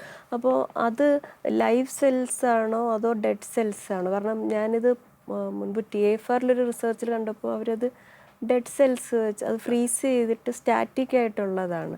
അപ്പം ഇതെങ്ങനെയാണ് ആക്ടിവിറ്റീസ് ഒക്കെ നമുക്ക് കാണാൻ പറ്റുന്നത്? ഞങ്ങൾ ചെയ്യുന്നത് ലൈവായിട്ടാണ്. കാരണം ഞങ്ങൾ ചെയ്യുന്ന ചേഞ്ചസ് ഒക്കെ എന്ന് പറഞ്ഞാൽ വളരെ നാനോസ്കോപ്പിക് ലെവലിൽ. അപ്പം നമുക്ക് ഫ്രീസ് ചെയ്ത് നമ്മൾ ചെയ്യാം. പക്ഷേ ഫ്രീസ് ചെയ്ത് ചെയ്യുമ്പോൾ നമ്മൾ സയൻസിൽ ഒരുപാട് ആർട്ടിഫാക്ച്വൽ ആയിട്ടുള്ള ഇൻഫർമേഷൻസ് വരും. അപ്പോൾ അതിനെ ഒന്നെങ്കിൽ നമ്മൾ കുറേയധികം ടെസ്റ്റ് ചെയ്ത് നോക്കാം, അതായത് ഇത് ശരിയാണോ എന്നുള്ള രീതിയിൽ. അല്ലാന്നുണ്ടെങ്കിൽ നമ്മൾ ലൈവ് സെല്ലിൽ എടുത്തിട്ട് ഇത് കാണുന്നുണ്ടോ എന്ന് നോക്കാം. അതിനൊരുപാട് ചലഞ്ചസ് ഇല്ലേ? കാരണം ഒരു സാധാരണ മൈക്രോസ്കോപ്പിൽ നമുക്കങ്ങനെ ഒരു ഡൈനമിക് ആയിട്ടുള്ള ഒരു ഇത് കാണാൻ പറ്റുമോ? 1, 2 ഇതിൻ്റെ പ്രിസിഷൻ, കാരണം ഒരു വളരെ ആക്യുറസിയിൽ ആ മില്ലി സെക്കൻഡ് ഇൻ്റർവെല്ലിൽ ഇത് കണ്ടുപിടിക്കണ്ടേ? അപ്പം അതും വളരെ ശരിയാണ്. അപ്പോൾ ഇതിനായിട്ട് കുറച്ച് മൈക്രോസ്കോപ്സ് ഒക്കെ സ്വന്തമായി വികസിപ്പിച്ചു എന്ന് കേട്ട്. അപ്പം ഞങ്ങളുടെ ഒരു ഇന്റർഡിസിപ്ലിനറി ലാബാണ്. അതായത് അവിടെ ഒരു മിക്സ് ക്രൗഡാണ് അവിടെ ജോലി ചെയ്യുന്നത്. ഇപ്പോഴത്തെ ലാബ് കമ്പോസിഷൻ നോക്കിയാൽ മെഡിക്കൽ ഡോക്ടറും ഉണ്ട്, എന്നാൽ കമ്പ്യൂട്ടേഷണൽ സ്പെഷ്യലിസ്റ്റും ഉണ്ട്. ഞാനൊരു ഫിസിസ്റ്റായിട്ടാണ് സ്റ്റാർട്ട് ചെയ്തത്. അപ്പോൾ ഒരു മിക്സ്ഡ് ആണ് റിസർച്ചിൻ്റെ ഇത് വരുന്നത്. അപ്പോൾ ഇപ്പോൾ എന്ന് പറഞ്ഞാൽ നമ്മൾക്കൊരിക്കലും എന്താ പറയുക, എല്ലാ സാധനങ്ങളും മെഷർ ചെയ്യാൻ ഒരേ സ്കെയിൽ ഉപയോഗിക്കാൻ പറ്റില്ല. അപ്പോൾ നമ്മുടെ നീഡ് അനുസരിച്ച് സയൻസ് ഇവോൾവ് ചെയ്തുകൊണ്ടിരിക്കണം. അപ്പം അതിൻ്റെ ഒരു എക്സാമ്പിളാണ് ഇപ്പം ഞങ്ങളുടെ ഇത് ചെയ്തത്. ഇപ്പം ഞങ്ങളുടെ മാത്രം എഫേർട്ടല്ല, ഞങ്ങൾ പുതിയ ടെക്നോളജി ഡെവലപ്പ് ചെയ്യുമ്പോഴത്തേക്ക് ചിലപ്പോൾ സെൻറ്റർ ഫോർ നാനോ സയൻസിൽ പോകും, ചിലപ്പം ഡിപ്പാർട്ട്മെൻറ്റ് ഓഫ് ഇലക്ട്രിക്കൽ എഞ്ചിനീയറിംഗ് ആയിട്ട് കൊളാബറേറ്റ് ചെയ്യും, ഇലക്ട്രിക്കൽ എഞ്ചിനീയറിംഗ് കൊളാബറേറ്റ് ചെയ്യും, ഫിസിക്സുകാർ കെമിസ്ട്രിക്കാർ ഒക്കെ ആയിട്ട് കൊളാബറേറ്റ് ചെയ്യാൻ ശ്രമിക്കാറുണ്ട്. കാരണം നമ്മൾ ചെയ്യേണ്ടത് പുതിയ വഴികൾ. അപ്പോൾ അതിൻ്റെ ഒരു എക്സാമ്പിളായിട്ടാണ് നമ്മൾ ഈ ഒരിതായിട്ടാണ് മൈക്രോസ്കോപ്പ് ഡെവലപ്മെൻറ്റ്. 4 തരം മൈക്രോസ്കോപ്പുകൾ ഡെവലപ്പ് ചെയ്തു എന്നാണ് സൈറ്റിൽ കാണുന്നത്. അതെ. അപ്പം എന്താ പറയുക, ഫോർ എക്സാമ്പിൾ ഇപ്പോൾ സൂപ്പർ റെസൊല്യൂഷൻ മൈക്രോസ്കോപ്പി എന്ന് പറഞ്ഞാൽ ഞങ്ങൾ സ്റ്റാർട്ട് ചെയ്തതെന്ന് പറഞ്ഞാൽ ഇതിനൊരു 2014 നോബൽ പ്രൈസ് കിട്ടിയ ഒരു ഇൻവെൻഷനാണത്. അപ്പം അത് ഞങ്ങളല്ല, പക്ഷെ ഞങ്ങളതിൽ വളരെയധികം ഞങ്ങൾ അഡാപ്റ്റ് ചെയ്തു ഞങ്ങളുടെ ന്യൂറോണിൽ യൂസ് ചെയ്യാൻ വേണ്ടിയിട്ടും. അത് എന്താ പറയുക, ഇപ്പം ന്യൂറോൺ എന്ന് പറഞ്ഞാൽ പല പല ലെവലിൽ നമ്മൾ ചെയ്യാം. ഒന്നെന്ന് പറഞ്ഞാൽ ഓർഗനിസത്തിൻ്റെ ബ്രെയിൻ ഡയറക്റ്റായിട്ട് ഇമേജ് ചെയ്യാം. നമ്മൾ അതൊരു ടിഷ്യൂ ലെവൽ, അതായത് ഓർഗനിസത്തിൻ്റെ ബ്രെയിൻ എടുത്ത് അതിനെ സാക്രിഫൈസ് ചെയ്തിട്ട് ടിഷ്യൂ ലെവലാക്കി ചെയ്യാം. അല്ലെങ്കിൽ അതിൻ്റെ ന്യൂറോണുകളെ എടുത്ത് കവർ ഗ്ലാസ്സുകളിൽ വളർത്തി അതിനെ ഇമേജ് ചെയ്യാം. അപ്പം ഞങ്ങൾ കൂടുതലും കവർ ഗ്ലാസ്സുകളിൽ വളർത്തി ചെയ്യാനുള്ള ശ്രമത്തിലായിരുന്നു ആദ്യം. അങ്ങനെയാണ് ഇത് തുടങ്ങിയത്. അപ്പം അതിലാണ് മെയിനായിട്ടുള്ള ഈ നാനോ, അതായത് സിനാപ്സ് ഒരു സിംഗിൾ എൻറ്റിറ്റി അല്ല, അത് വളരെ കുഞ്ഞു കുഞ്ഞു മെഷീൻസ് ആണ് എന്നുള്ള ഐഡിയകൾ ആദ്യം വരുന്നത് 2013 ഡിസ്കവറികൾ. ഇതിൻ്റെയൊക്കെ അതൊരു റെവല്യൂഷൻ ആയിരുന്നു. കാരണം ദാറ്റ്സ് അപ്പം ഞങ്ങളിപ്പോൾ റിസെപ്റ്റ്. അപ്പം ഇപ്പോൾ പലപ്പോഴും ഞാനിങ്ങനെ മീറ്റിങ്ങിൽ പോകുമ്പോൾ അല്ലെങ്കിൽ ആൾക്കാരുടെ അടുത്ത് ഇങ്ങനെ ചോദിക്കുമ്പോൾ അവർ ചോദിക്കും, ഇന്ത്യൻ സയൻസ് എന്താണ് നമ്മൾ പ്രോഗ്രസ് കാണുന്നത്? അപ്പം നമ്മൾ എല്ലാ ലാബിലും പ്രോഗ്രസ് ഉണ്ട്. ഐ മീൻ സയൻറ്റിസ്റ്റുകൾ കുറേയധികം പൊളൈറ്റായിട്ടുള്ള മനുഷ്യരാണ്. അപ്പോൾ എന്താ പറയുക, അവർക്ക് എല്ലാം ഇങ്ങനെ they won't come and say. അപ്പം maybe many of them are like too much invested in the problem. Maybe they are very much interested in trying to solve what is right in front of them. അപ്പോൾ ഇത് sense ചെയ്യാനും കുറേയൊക്കെ ഞങ്ങൾക്ക് support ആവശ്യമുണ്ട്. അതുപോലെയൊക്കെ ഉള്ളപ്പോഴാണ് ഇങ്ങനത്തെ ഷോകളൊക്കെ, ഇങ്ങനത്തെ ടോക്കുകളൊക്കെ വരുന്നത്. അപ്പോൾ ഇങ്ങനെ വരുമ്പോഴത്തേക്ക് പാമ്പ റിസപ്റ്റിൻ്റെ ഡിസ്കവറി തന്നെ അത് കണ്ടുപിടിച്ച് കഴിഞ്ഞപ്പോഴത്തേക്ക് it was A thing, revolution. കാരണം അത്രയും കാലവും സിനാപ്സ് ഒരു യൂണിറ്റാന്ന് കരുതി, ഇപ്പം പറയുന്നു അല്ല, പല പല യൂണിറ്റ്. അതുവരെ വിചാരിച്ചിരുന്നത് അത് സ്റ്റാറ്റിക് ആണെന്ന്. അതെ, ഡൈനാമിക് ആണെന്ന് അറിയായിരുന്നു. പക്ഷെ നമ്മൾ ഇത്രയും ഒരു ഫാസ്റ്റ് ഡൈനാമിക്, അതായത് മില്ലി സെക്കൻഡ് സ്കെയിലിൽ മോളിക്യൂളുകൾ മാറും എന്നുള്ളത്, അതായത് ഒരു ഹെവി ഒരു ട്രാഫിക്കാണ് അവിടെ നടക്കുന്നത്. അപ്പോൾ അതിനിടയ്ക്ക് നമ്മൾ ആലോചിച്ചൊന്ന് സിമ്പിളായിട്ട് ആലോചിച്ച് നോക്കി. ഞാനിപ്പം ശാലിനിയുടെ മോളുടെ പേര് ചോദിക്കുമ്പോൾ പെട്ടെന്ന് റിക്കോൾ ചെയ്യാൻ പറ്റും. അതിന് എത്രയധികം ന്യൂറോണുകളാണ് ആക്റ്റീവ് ആകുന്നത്, അതിനകത്ത് എത്രയധികം സിനാപ്സുകളാണ് ആക്റ്റീവ് ആകുന്നത്. അപ്പോൾ ആ ഒരു ഇൻഫോർമേഷൻ അത്ര ക്വിക്കായിട്ട് വരണം എന്നുണ്ടെങ്കിൽ അപ്പോൾ ആ ഓർഗനൈസേഷനിലെല്ലാം വളരെ പെർഫെക്റ്റ് ആയിട്ട് വർക്ക് ചെയ്യണ്ടേ. അപ്പോൾ ആ ഒരു മെഷീനറിയാണ് നമ്മളിവിടെ പഠിക്കുന്നത്. അപ്പോൾ അത് നമ്മൾ പറയുന്ന ഒരു കുറച്ചധികം റിസപ്റ്ററുകളുടെ ഒരു കൂട്ടമാണ് ഇതിനെ മോഡുലേറ്റ് ചെയ്യുന്നത്. അപ്പോൾ അതേപോലെ തന്നെ ഞങ്ങൾ ഇത് ഇന്ത്യയിലേക്ക് ഞങ്ങൾ വന്നത് ട്രാൻസ്ലേറ്റ് ചെയ്തപ്പോഴാണ് കൂടുതലും ഞങ്ങൾ ഇതും അൾസൈമേഴ്സും തമ്മിൽ പഠിക്കാൻ തുടങ്ങി. അവിടെ വെച്ചാണ് ഞങ്ങൾ ഈ അമിലോയിഡ് പ്രീകഴ്സർ പ്രോട്ടീൻ്റെ നാനോ ഡൊമൈനുകളെ കുറിച്ചും അതെങ്ങനെയാണ് ഇതിൻ്റെ ഈ കത്രികകളെ മോളിക്കുലർ സിസേഴ്സിനെ കുറിച്ചും ഒക്കെ പഠിക്കാൻ തുടങ്ങിയത്. അവിടെ ഞങ്ങൾ കണ്ടുപിടിച്ചതാണ് ഇതേപോലെ തന്നെ ഈ പ്രോട്ടീനുകളും ഇങ്ങനത്തെ ഒരു സ്ട്രക്ചർ ഐലൻഡ് ബേസ്ഡ് ആണ്. അവർ കൂടുതൽ കൂടിയിരിക്കുമ്പോഴാണ് മോളിക്കുലർ ക്ലീവിങ് കൂടുന്നത്, ടോക്സിക് പ്രൊഡക്റ്റുകൾ വരുന്നത്. അത് കഴിഞ്ഞ് ഞങ്ങളാണെങ്കിൽ വീണ്ടും മുന്നോട്ട് പോയി ഞങ്ങൾ കണ്ടുപിടിച്ചു ഇങ്ങനത്തെ എന്താ പറയുക, ഈ റിസ്ക് ഫാക്ടേഴ്സിനെ നമ്മൾ മോഡുലേറ്റ് ചെയ്ത് കഴിഞ്ഞാൽ നമുക്ക് ഈ ഡൊമൈൻ സൈസും നമുക്ക് മോഡിഫൈ ചെയ്യാൻ പറ്റും. അതനുസരിച്ച് നമ്മുടെ ഔട്ട്പുട്ട്, അതായത് അസുഖം വരുന്ന റേറ്റ് നമുക്ക് കുറയ്ക്കാൻ പറ്റും. മനസ്സിലായില്ലേ? അപ്പം എന്താ പറയുക, so this is something which we are very proud of. അതൊന്നും ഒരു സിംഗിൾ ഇതിൽ വരുന്നതല്ല. അപ്പം ഇതിലേക്ക് എന്താണ് നമ്മുടെ ലാബ് ടെക്നിക്കലി ചെയ്തതെന്ന് ചോദിച്ചാൽ സയൻറ്റിഫിക്കലി കോൺട്രിബ്യൂഷൻസ് ഉണ്ട്. അത് ചെയ്യണം എന്നുണ്ടെങ്കിൽ ടെക്നിക്കലി അതേപോലത്തെ ഡെവലപ്മെൻറ്റ് വേണം. കാര്യം സിസ്റ്റംസ് ഒന്നും അവൈലബിൾ അല്ല. അപ്പോൾ അതിലാണ് സൂപ്പർ റെസൊല്യൂഷൻ മൈക്രോസ്കോപ്പ് നമ്മൾ മോഡിഫൈ ചെയ്തു. നമ്മൾ ബ്രെയിൻ ഇൻസ്പയർഡ് ഡിവൈസ് കൊണ്ട് നമ്മൾ എന്താ പറയുക, ബ്രെയിൻ സെൽസിനെ ചെയ്യാൻ തുടങ്ങി. Brain is seeing brain cells, അങ്ങനെ ചെയ്യാൻ തുടങ്ങി. പിന്നെ നമ്മളാണെങ്കിൽ പുതിയ ഫോംസ് ഓഫ് അതിൻ്റെ പ്രാധാന്യം എന്താണ്? ബ്രെയിൻ ഇൻസ്പയർഡ് ഡിവൈസ് അതിലേക്ക് വരാം. അപ്പം എന്താ പറയുക, അതേപോലെ തന്നെ നമ്മളാണെങ്കിൽ പുതിയ ടൈപ്പ് ഓഫ് ഇത് തുടങ്ങി. അതേപോലെ തന്നെ എക്സ്പാൻഷൻ മൈക്രോസ്കോപ്പി എന്ന് പറഞ്ഞത് ഞങ്ങൾ എന്താ പറയുക, ബയോളജിയിലെ വേറെ കൊളീഗ്സുമായിട്ട് കോമ്പിനി. അപ്പം multiple things that are getting developed parallelly. കാര്യം എന്നാൽ മാത്രമേ നമുക്ക് മുന്നോട്ട് പോകാൻ പറ്റില്ല.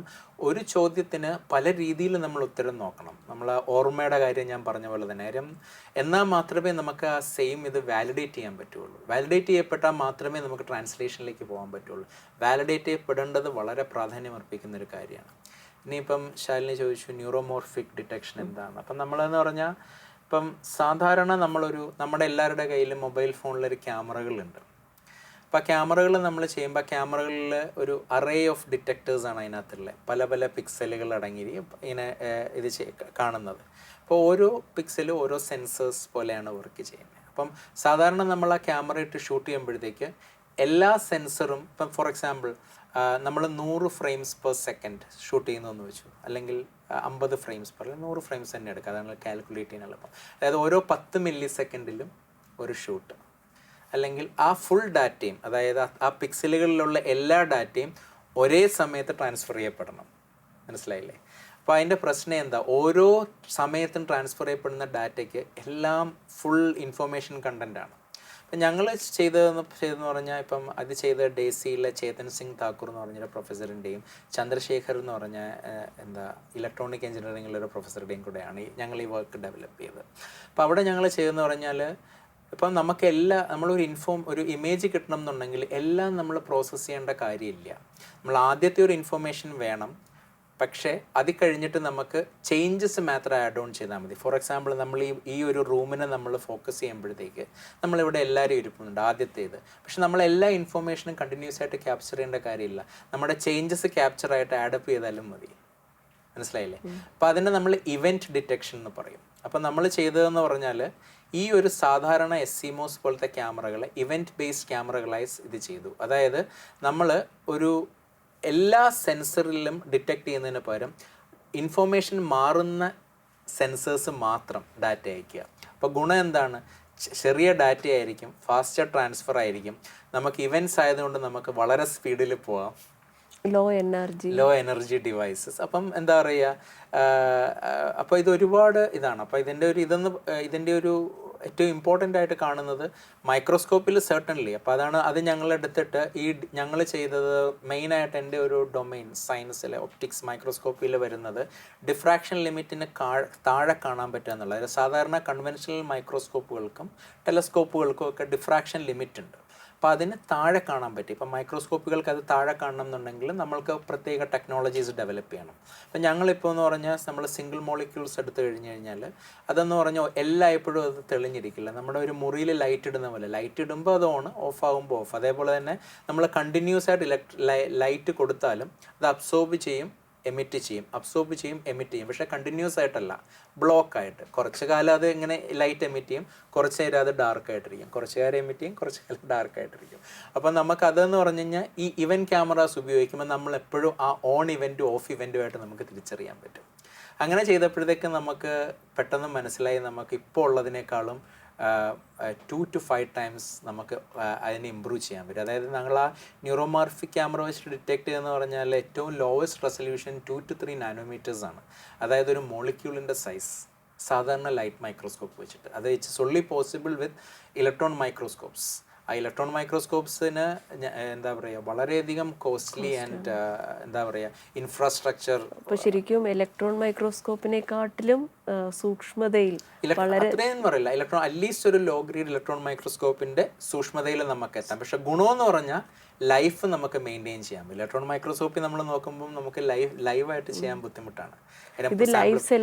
ലൈവ് സെൽസിൽ അല്ലെങ്കിൽ ലൈവായിട്ടുള്ള സാമ്പിളുകൾ നമുക്ക് ചെയ്യാൻ പറ്റും. മെറ്റീരിയൽ സയൻസിലെ റിയാക്ഷൻ കൈനറ്റിക്സ് പഠിക്കാനാണെങ്കിലും, ന്യൂറോ സയൻസിലെ പ്രോട്ടീൻ ഇൻട്രാക്ഷൻസ് പഠിക്കാനാണെങ്കിലും, ഡ്രഗ് ബേസ്ഡ് ഇൻട്രാക്ഷൻസ് പഠിക്കാനാണെങ്കിലും ഒക്കെ ഇതാണ്. പിന്നെ അത് മാത്രമല്ല, ഇപ്പം ഡ്രോണിൽ അല്ലെങ്കിൽ നൈറ്റ് ഇമേജിങ്, ഇപ്പോൾ ഇതിൽ ഈ ഒരു ടെക്നോളജി എന്ന് പറഞ്ഞാൽ ഓൾറെഡി സോണി ഒക്കെ ഇൻ്റഗ്രേറ്റ് ചെയ്യാൻ തുടങ്ങിക്കഴിഞ്ഞു അവരുടെ ക്യാമറയിൽ. For example Sony France Prophesee എന്ന് പറഞ്ഞൊരു ക്യാമറ ആണ്. അതിൻ്റെ പ്രൊജക്റ്റിൽ they are integrating new sensors that's already going to come in the next generation smart phones. അപ്പോൾ നൈറ്റ് ലൈറ്റ് ഫോട്ടോഗ്രാഫിയാണ് അവരത് കൂടുതൽ ഫോക്കസ് ചെയ്യുന്നത്. ഇവൻറ്റ്സ് മാത്രം മതിയല്ലോ. അപ്പം the application is moving, field is moving very fast. അപ്പോൾ ഇതെന്ന് പറഞ്ഞാൽ ഒരു ബ്രെയിൻ ഇൻസ്പയർഡ് ആണ്. കാര്യം നമ്മുടെ കണ്ണ് പോലെയാണ് ഈ ക്യാമറ വർക്ക് ചെയ്യുന്നത്. അപ്പോൾ ഈ ഒരു ഗവേഷണം ഭയങ്കര പ്രതീക്ഷകളും തരികയാണ്. നമ്മുടെ രാജ്യത്തേക്ക് ഒരു നൊബേൽ പ്രൈസ് എത്തുമോ? ചുമ്മാ അങ്ങനൊന്നുമില്ല. പക്ഷെ മലയാളി കൂടെയാണ്, അപ്പൊ കേരളത്തിനും അഭിമാനിക്കാം. ശാലിനി, നമ്മളിപ്പോൾ ചെയ്യുന്നതെന്ന് പറഞ്ഞാൽ നോർമലി നമ്മളാരും അങ്ങനെ കുറേയധികം മെജോറിറ്റി സയൻറ്റിസ്റ്റുകൾ ഒരു ഔട്ട്കം ചിന്തിച്ചല്ല വർക്ക് ചെയ്യുന്നത്. നമ്മുടെ പാഷൻ, നമ്മുടെ ആ ഒരു സ്ട്രീം ഓഫ് തോട്ട് എങ്ങനെ നമ്മൾ അലൈൻ ചെയ്യാന്നുള്ളതാണ്.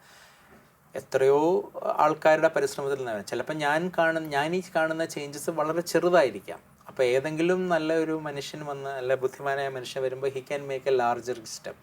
അതുകൊണ്ട് it's important. But I do not know how important it is still these applications are coming in.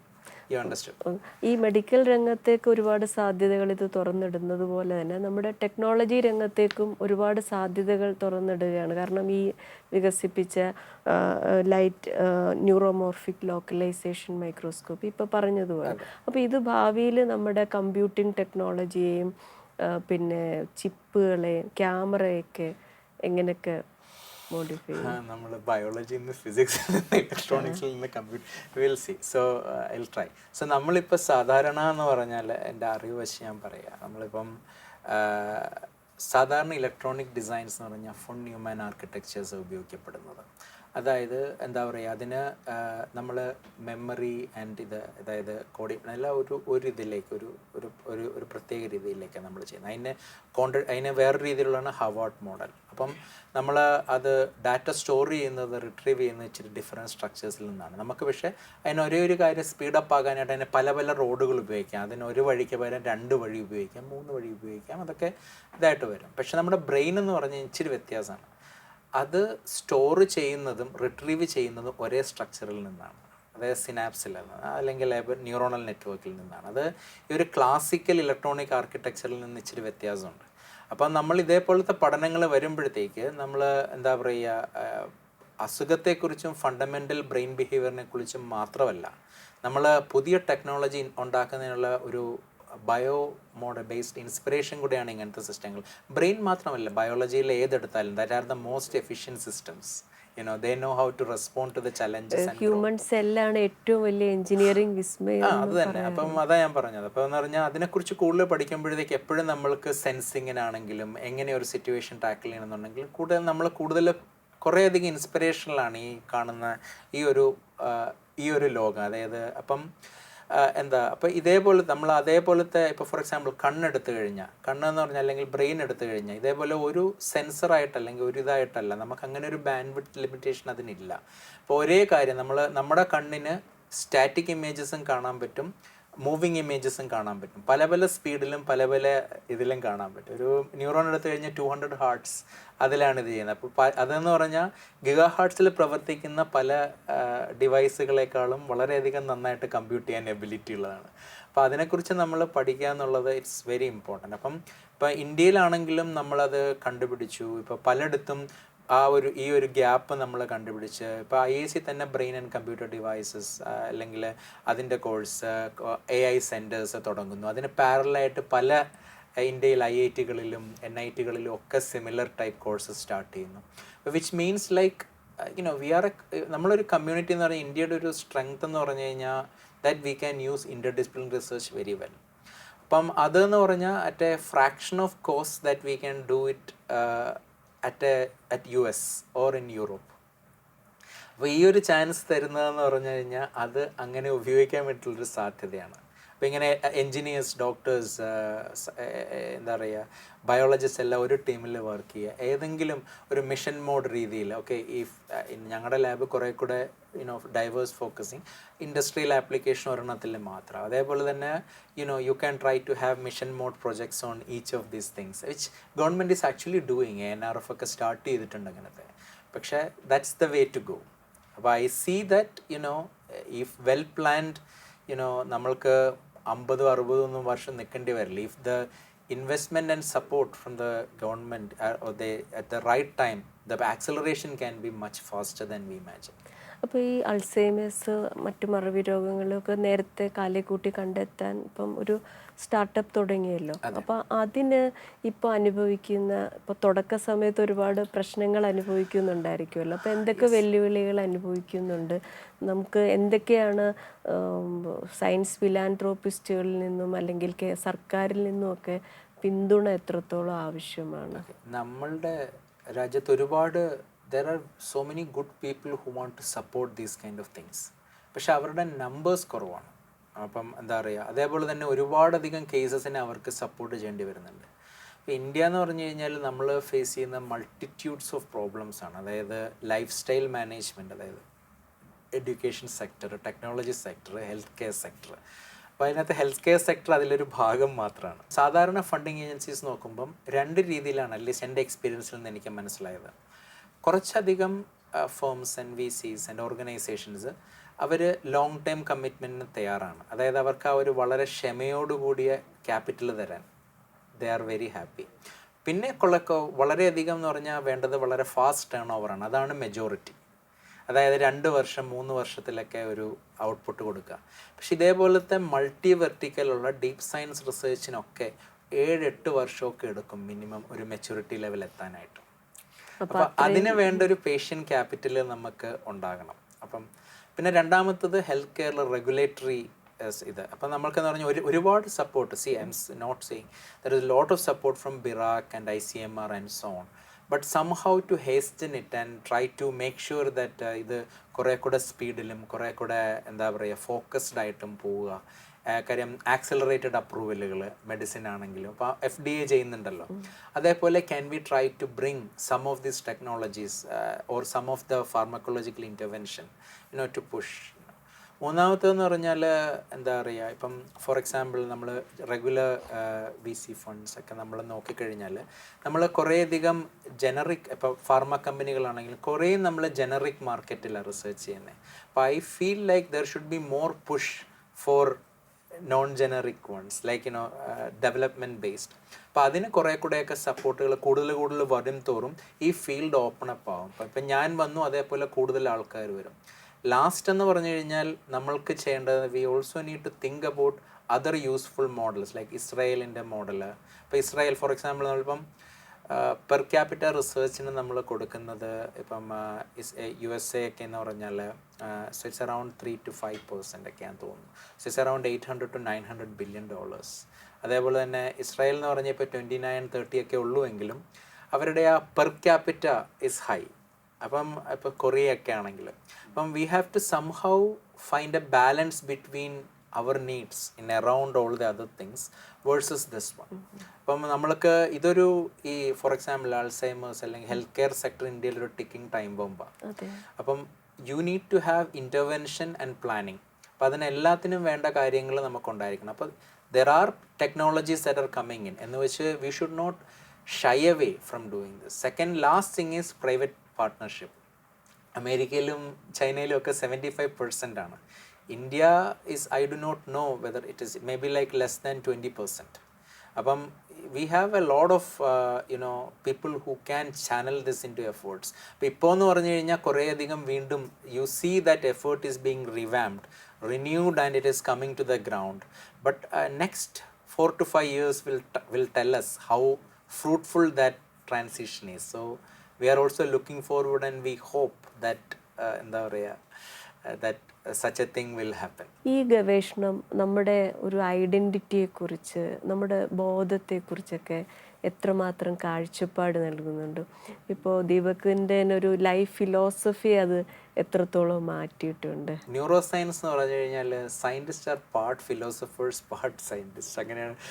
Scientist എന്ന് പറഞ്ഞാൽ റിഗറസ് ആയിട്ട് ഡാറ്റനെ ഇവാലുവേറ്റ് ചെയ്യുന്നവർ. അപ്പം so it goes back and forth. അപ്പം നമ്മളെന്ന് പറഞ്ഞാൽ we talk to philosophers. We are not shy to talk to people in alternate thought process. നമ്മളിപ്പോൾ വളരെയധികം നമ്മൾ ഫോർ എക്സാമ്പിൾ റിലീജിയസ് ക്യാമ്പിൽ നിന്നുള്ള ആൾക്കാരെ കാണും. So they have a completely different thought system. എന്ന് വെച്ച് we don't have to rebut them in the way that we want. I mean, you hear them out, let them say. And on the other side we have a thought process built on rational observation, versus on the other side we have something that is based on a hunch, feeling, or like it comes out of emotional growth in one person. At some point this connects. അപ്പം നമ്മൾക്ക് മനസ്സിലാകും memory എന്ന് പറയുന്ന ഒരു identity പോലെ it's also every research is a pathway to നമ്മളുടെ ഒരു identity create ചെയ്യുന്നതാണത്. അപ്പോൾ ഇപ്പം ഞാൻ ചെയ്യുന്നതെന്ന് പറഞ്ഞാൽ രണ്ടും ഓവർലാപ്പ് ചെയ്തു. ഒരുപക്ഷെ പലർക്കും അത് ഓവർലാപ്പ് ഉണ്ടാവില്ല എന്നും പറഞ്ഞ് that's not any different from what I am feeling. അപ്പോൾ എന്താണ് ഫിലോസഫി ലൈഫിൻ്റെ? ഫിലോസഫി വളരെ സിമ്പിളാണ്. ഐ മീൻ എന്താ പറയുക, just work hard and be happy. അപ്പോൾ ഈ ഒരു ഗവേഷണം നമ്മുടെ മെമ്മറി, ഐഡൻറ്റിറ്റി, കോൺഷ്യസ്നെസ്, ഇപ്പോൾ മറവി രോഗങ്ങൾ കണ്ടെത്താൻ നിവാരണം, പിന്നെ നമ്മുടെ ഇൻ്റലിജൻസ് എങ്ങനെ മെച്ചപ്പെടുത്താം, പിന്നെ ഫ്യൂച്ചർ കമ്പ്യൂട്ടിങ്, ഇതിലോട്ടൊക്കെ വഴി തുറക്കുകയാണ് വിശാലമായൊരു ലോകത്തേക്ക്. ഒരേ റിസർച്ച് തന്നെ. അപ്പോൾ എന്നിട്ട് ഈ റിസർച്ചിൽ ഒരുപാട് ഡിസിപ്ലിൻസ്, സാധാരണ കാണുന്ന ഇൻ്റർ ഡിസിപ്ലിനറി റിസർച്ചിനെക്കാട്ടിലും കൂടുതൽ ഇപ്പോൾ ഫിസിക്സ് ഉണ്ട്, തെർമോഡൈനാമിക്സ് ഉണ്ട്, ഇൻഫർമേഷൻ തിയറി ഉണ്ട്, AI ഉപയോഗിക്കുന്നുണ്ട്, ബയോളജി, ന്യൂറോ സയൻസ്, എല്ലാം, ബയോടെക്നോളജി ഒക്കെ ഉണ്ട്. അപ്പോൾ എങ്ങനെയാണ് ഈ ഒരു ഗവേഷണത്തിന് പ്രാപ്തനാക്കിയ ഒരു എഡ്യൂക്കേഷൻ ജേർണി ഒന്ന് പറയാമോ? ശരിക്കും ഞാൻ മാരാരിക്കുളത്തിൽ സാധാരണ സ്കൂളിൽ നിന്നാണ് സ്റ്റാർട്ട് ചെയ്തത്. ഏറ്റവും ഒരു ചേഞ്ച് വന്നതെന്ന് പറഞ്ഞു കഴിഞ്ഞാൽ സ്കൂളിങ് കഴിഞ്ഞ് സൈനിക് സ്കൂൾ കഴക്കൂട്ടത്തായിരുന്നു. സോ ഫ്രം എ നോർമൽ ഒരു വില്ലേജിൽ നിന്നും കുറച്ചുകൂടെ കാര്യങ്ങൾ ചെയ്യാനും ഒക്കെ ഒരു പ്രാപ്തനാക്കിയത് സ്കൂള് കുറേയധികം സപ്പോർട്ട് ചെയ്തു. അപ്പോൾ അതിൻ്റെ ഒരു എക്സാമ്പിളാണ് ഇപ്പോൾ കമ്പനിയുടെ ഫൗണ്ടേഴ്സ് രണ്ടും എൻ്റെ സ്കൂൾ മേറ്റ്സ് തന്നെയാണ്. ഒരാളെന്ന് പറഞ്ഞാൽ ഫിനാൻഷ്യൽ കാര്യങ്ങൾ, കാര്യം രണ്ടുപേരും വളരെ കേപ്പബിളായ അവരുടെ ഫീൽഡിൽ പ്രാഗൽഭ്യം തെളിയിച്ച മനുഷ്യരാണ്, അനീഷും ജോജോയും. അവർ കഴക്കൂട്ടത്ത് ഞങ്ങൾ ഒരേ ബാച്ചിൽ പഠിച്ചതാണ്. അപ്പം അനീഷ് ഫോർ എക്സാമ്പിൾ ക്യാമ്പ്സിൻ്റെ CEO ആയിരുന്നു, ജോജോ ഡിഫൻസിലായിരുന്നു. അദ്ദേഹം തിരിച്ച് ആർമിയിൽ നിന്ന് വന്ന് ഇപ്പം ഹീസ് ഓൾസോ ഡൂയിങ് ഹിസ് എന്താ പറയുക masters and higher studies in Liverpool at the moment. അത് ഓർക്കണം, ഒരു ഇൻസ്പിറേഷനാണ്. ഒരു 40 കഴിഞ്ഞ് he still want to push forward, you know, to gather new ways of understanding things, you know, it's very commendable. അപ്പം എന്താ പറയുക, അപ്പം ഫ്രം ദ സ്കൂൾ അപ്പം ഞാനാണെങ്കിൽ I wanted to join army. അപ്പോൾ അതിൻ്റെ കാര്യം എന്ന് പറഞ്ഞാൽ അധികം പഠിക്കണ്ട, പെട്ടെന്നൊരു കാശൊക്കെ കിട്ടി നമ്മൾ സെറ്റാവുന്ന രീതിയിലാണ് ആർമിയിലേക്ക് ജോയിൻ ചെയ്തത്. പക്ഷേ it didn't work out. I had some accident, National Defence Academy, I had to come back out. പക്ഷേ that actually changed me as a person. അപ്പം അത്രയും കാലമൊക്കെ ഞാൻ ലൈഫ് സീരിയസ് ഒക്കെ ആയിട്ട് എടുത്തിരുന്നെങ്കിലും അങ്ങനെ പോട്ടെ എന്നൊക്കെ. അത് കഴിഞ്ഞപ്പോൾ ഞാൻ ഓർത്തു, I have to do something. I got so many chances in life. At this point, I need to redo something. അവിടെ വെച്ചാണ് that was happening when I was in A local SN college ചേർത്തലയിൽ പഠിച്ചുകൊണ്ടിരിക്കുകയാണ് സമയം. അപ്പോഴാണ് എന്താ പറയുക IIT മദ്രാസിൻ്റെ ആപ്ലിക്കേഷനായിട്ട് ഒരാൾ വന്നത്. I got through and that was a big change. അപ്പം നമ്മൾ IITയിലേക്ക് പോയപ്പോഴത്തേക്ക് it just opened my eyes quite a bit on IIT മദ്രാസിലെ MSc ഫിസിക്സ്. അപ്പോൾ അതിൽ കഴിഞ്ഞ് ലൈബ്നിസ് ഇൻസ്റ്റിറ്റ്യൂട്ട്, അതായത് ഞാൻ മദ്രാസിൽ MSc കഴിഞ്ഞ ഉടൻ അപ്പം ഞാൻ ആദ്യം പോയത് ആറ്റോസെക്കൻഡ് സ്പെക്ട്രോസ്കോപ്പി, അതായത് പഠിക്കുന്ന ഒരു ഗ്രൂപ്പിലേക്കായിരുന്നു. അത് ജർമ്മനിയിൽ തന്നെ റീഗൻസ്ബർഗിൽ. അപ്പോൾ അത് കഴിഞ്ഞപ്പോഴത്തേക്ക് ന്യൂറോ സയൻസിലെ ഇൻട്രസ്റ്റ് കാരണം എന്താ പറയുക ലൈബ്നിസ് ഇൻസ്റ്റിറ്റ്യൂട്ട് ഓഫ് ന്യൂറോ സയൻസിലേക്ക് മാറി. അവിടെ തന്നെയാണ് എൻ്റെ സ്പൗസും വർക്ക് ചെയ്തിരുന്നത്. That was a second reason. So anyway I moved over there. പക്ഷേ that also change now. I started as a physicist and I was slowly transitioning myself into a neuroscience. And when I reached there, I found that the problems and the way people tackle problems are extremely different from the people who work in physics. And that was an opening for me. Then from there, അപ്പോൾ അവിടെ ഞങ്ങൾ കുറച്ച് സിനാപ്സിലും ഒക്കെ research ചെയ്തു. I think we identified ആ റിസർച്ചിൽ സിനാപ്സുകൾ ഉണ്ടാവുന്ന എന്താ പറയുക സെല്ലിനകത്ത് നിന്നാണ് അവിടെ നിന്ന് ഓരോരോ പാക്കറ്റുകളായി ട്രാൻസ്ഫർ ചെയ്യപ്പെടുകയാണ് ചെയ്യുന്നത്. അതിൻ്റെ കമ്പോണൻസ് ഉള്ള സ്റ്റഡിയാണ്, വെൽ സൈറ്റഡ് ആണ്. അത് കഴിഞ്ഞിട്ട് ഐ കെയിം ടു ബോർഡോ. അപ്പോൾ അവിടെ വെച്ച് മേരി ക്യൂറി ഫെലോഷിപ്പ് ഒക്കെ കിട്ടി, ബോർഡോയിലേക്ക് വന്നു. അപ്പോൾ ബോർഡോയിൽ ഞാൻ എന്താ പറയുക ഒരു മൈക്രോസ്കോപ്പി ഡെവലപ്മെൻറ്റും ന്യൂറോ സയൻസും പാർട്ടായിട്ടുള്ള, അതായത് രണ്ടും 50% സ്ട്രെങ്ത് കൊടുത്തിട്ടുള്ള ഒരു ഗ്രൂപ്പിലാണ് ജോലി ചെയ്തത്. And that helped a lot. അവിടെ വെച്ചാണ് റെവല്യൂഷണറി. അപ്പം ഞങ്ങൾ they also nobody knew how to do this, but we were successful and we were grateful. We were one of the first people to arrive. People will arrive at it, but we were happy that we were the first. And that's very interesting because that's actually now at many places it is actually becoming textbook syllabus. So I'm happy for that. പക്ഷേ that's then ഞാനത് ഇത് കഴിഞ്ഞപ്പം ഒരു നെയ്വായിട്ട് ഒരു post doc സ്റ്റേജിൽ when I came to IISc I got a chance to apply, and the people were very positive, very encouraging, and said that okay, we can facilitate these things here. And honestly, I didn't expect that we will be able to get all of these things done in India. But after 12 years, it has been a very slow start, but now we have really reached the pace.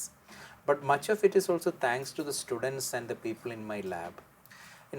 Like I said, there is a mix of people. IAC gets the cream of students. Plus the people who come in are coming with that kind of hunger and passion. So it makes life very easy. അപ്പം ഇത് എൻ്റെ ഒരു മാത്രം എഫേർട്ടാണെന്ന് ചോദിച്ചാൽ അല്ല. In part it's mine, but in part it's others to.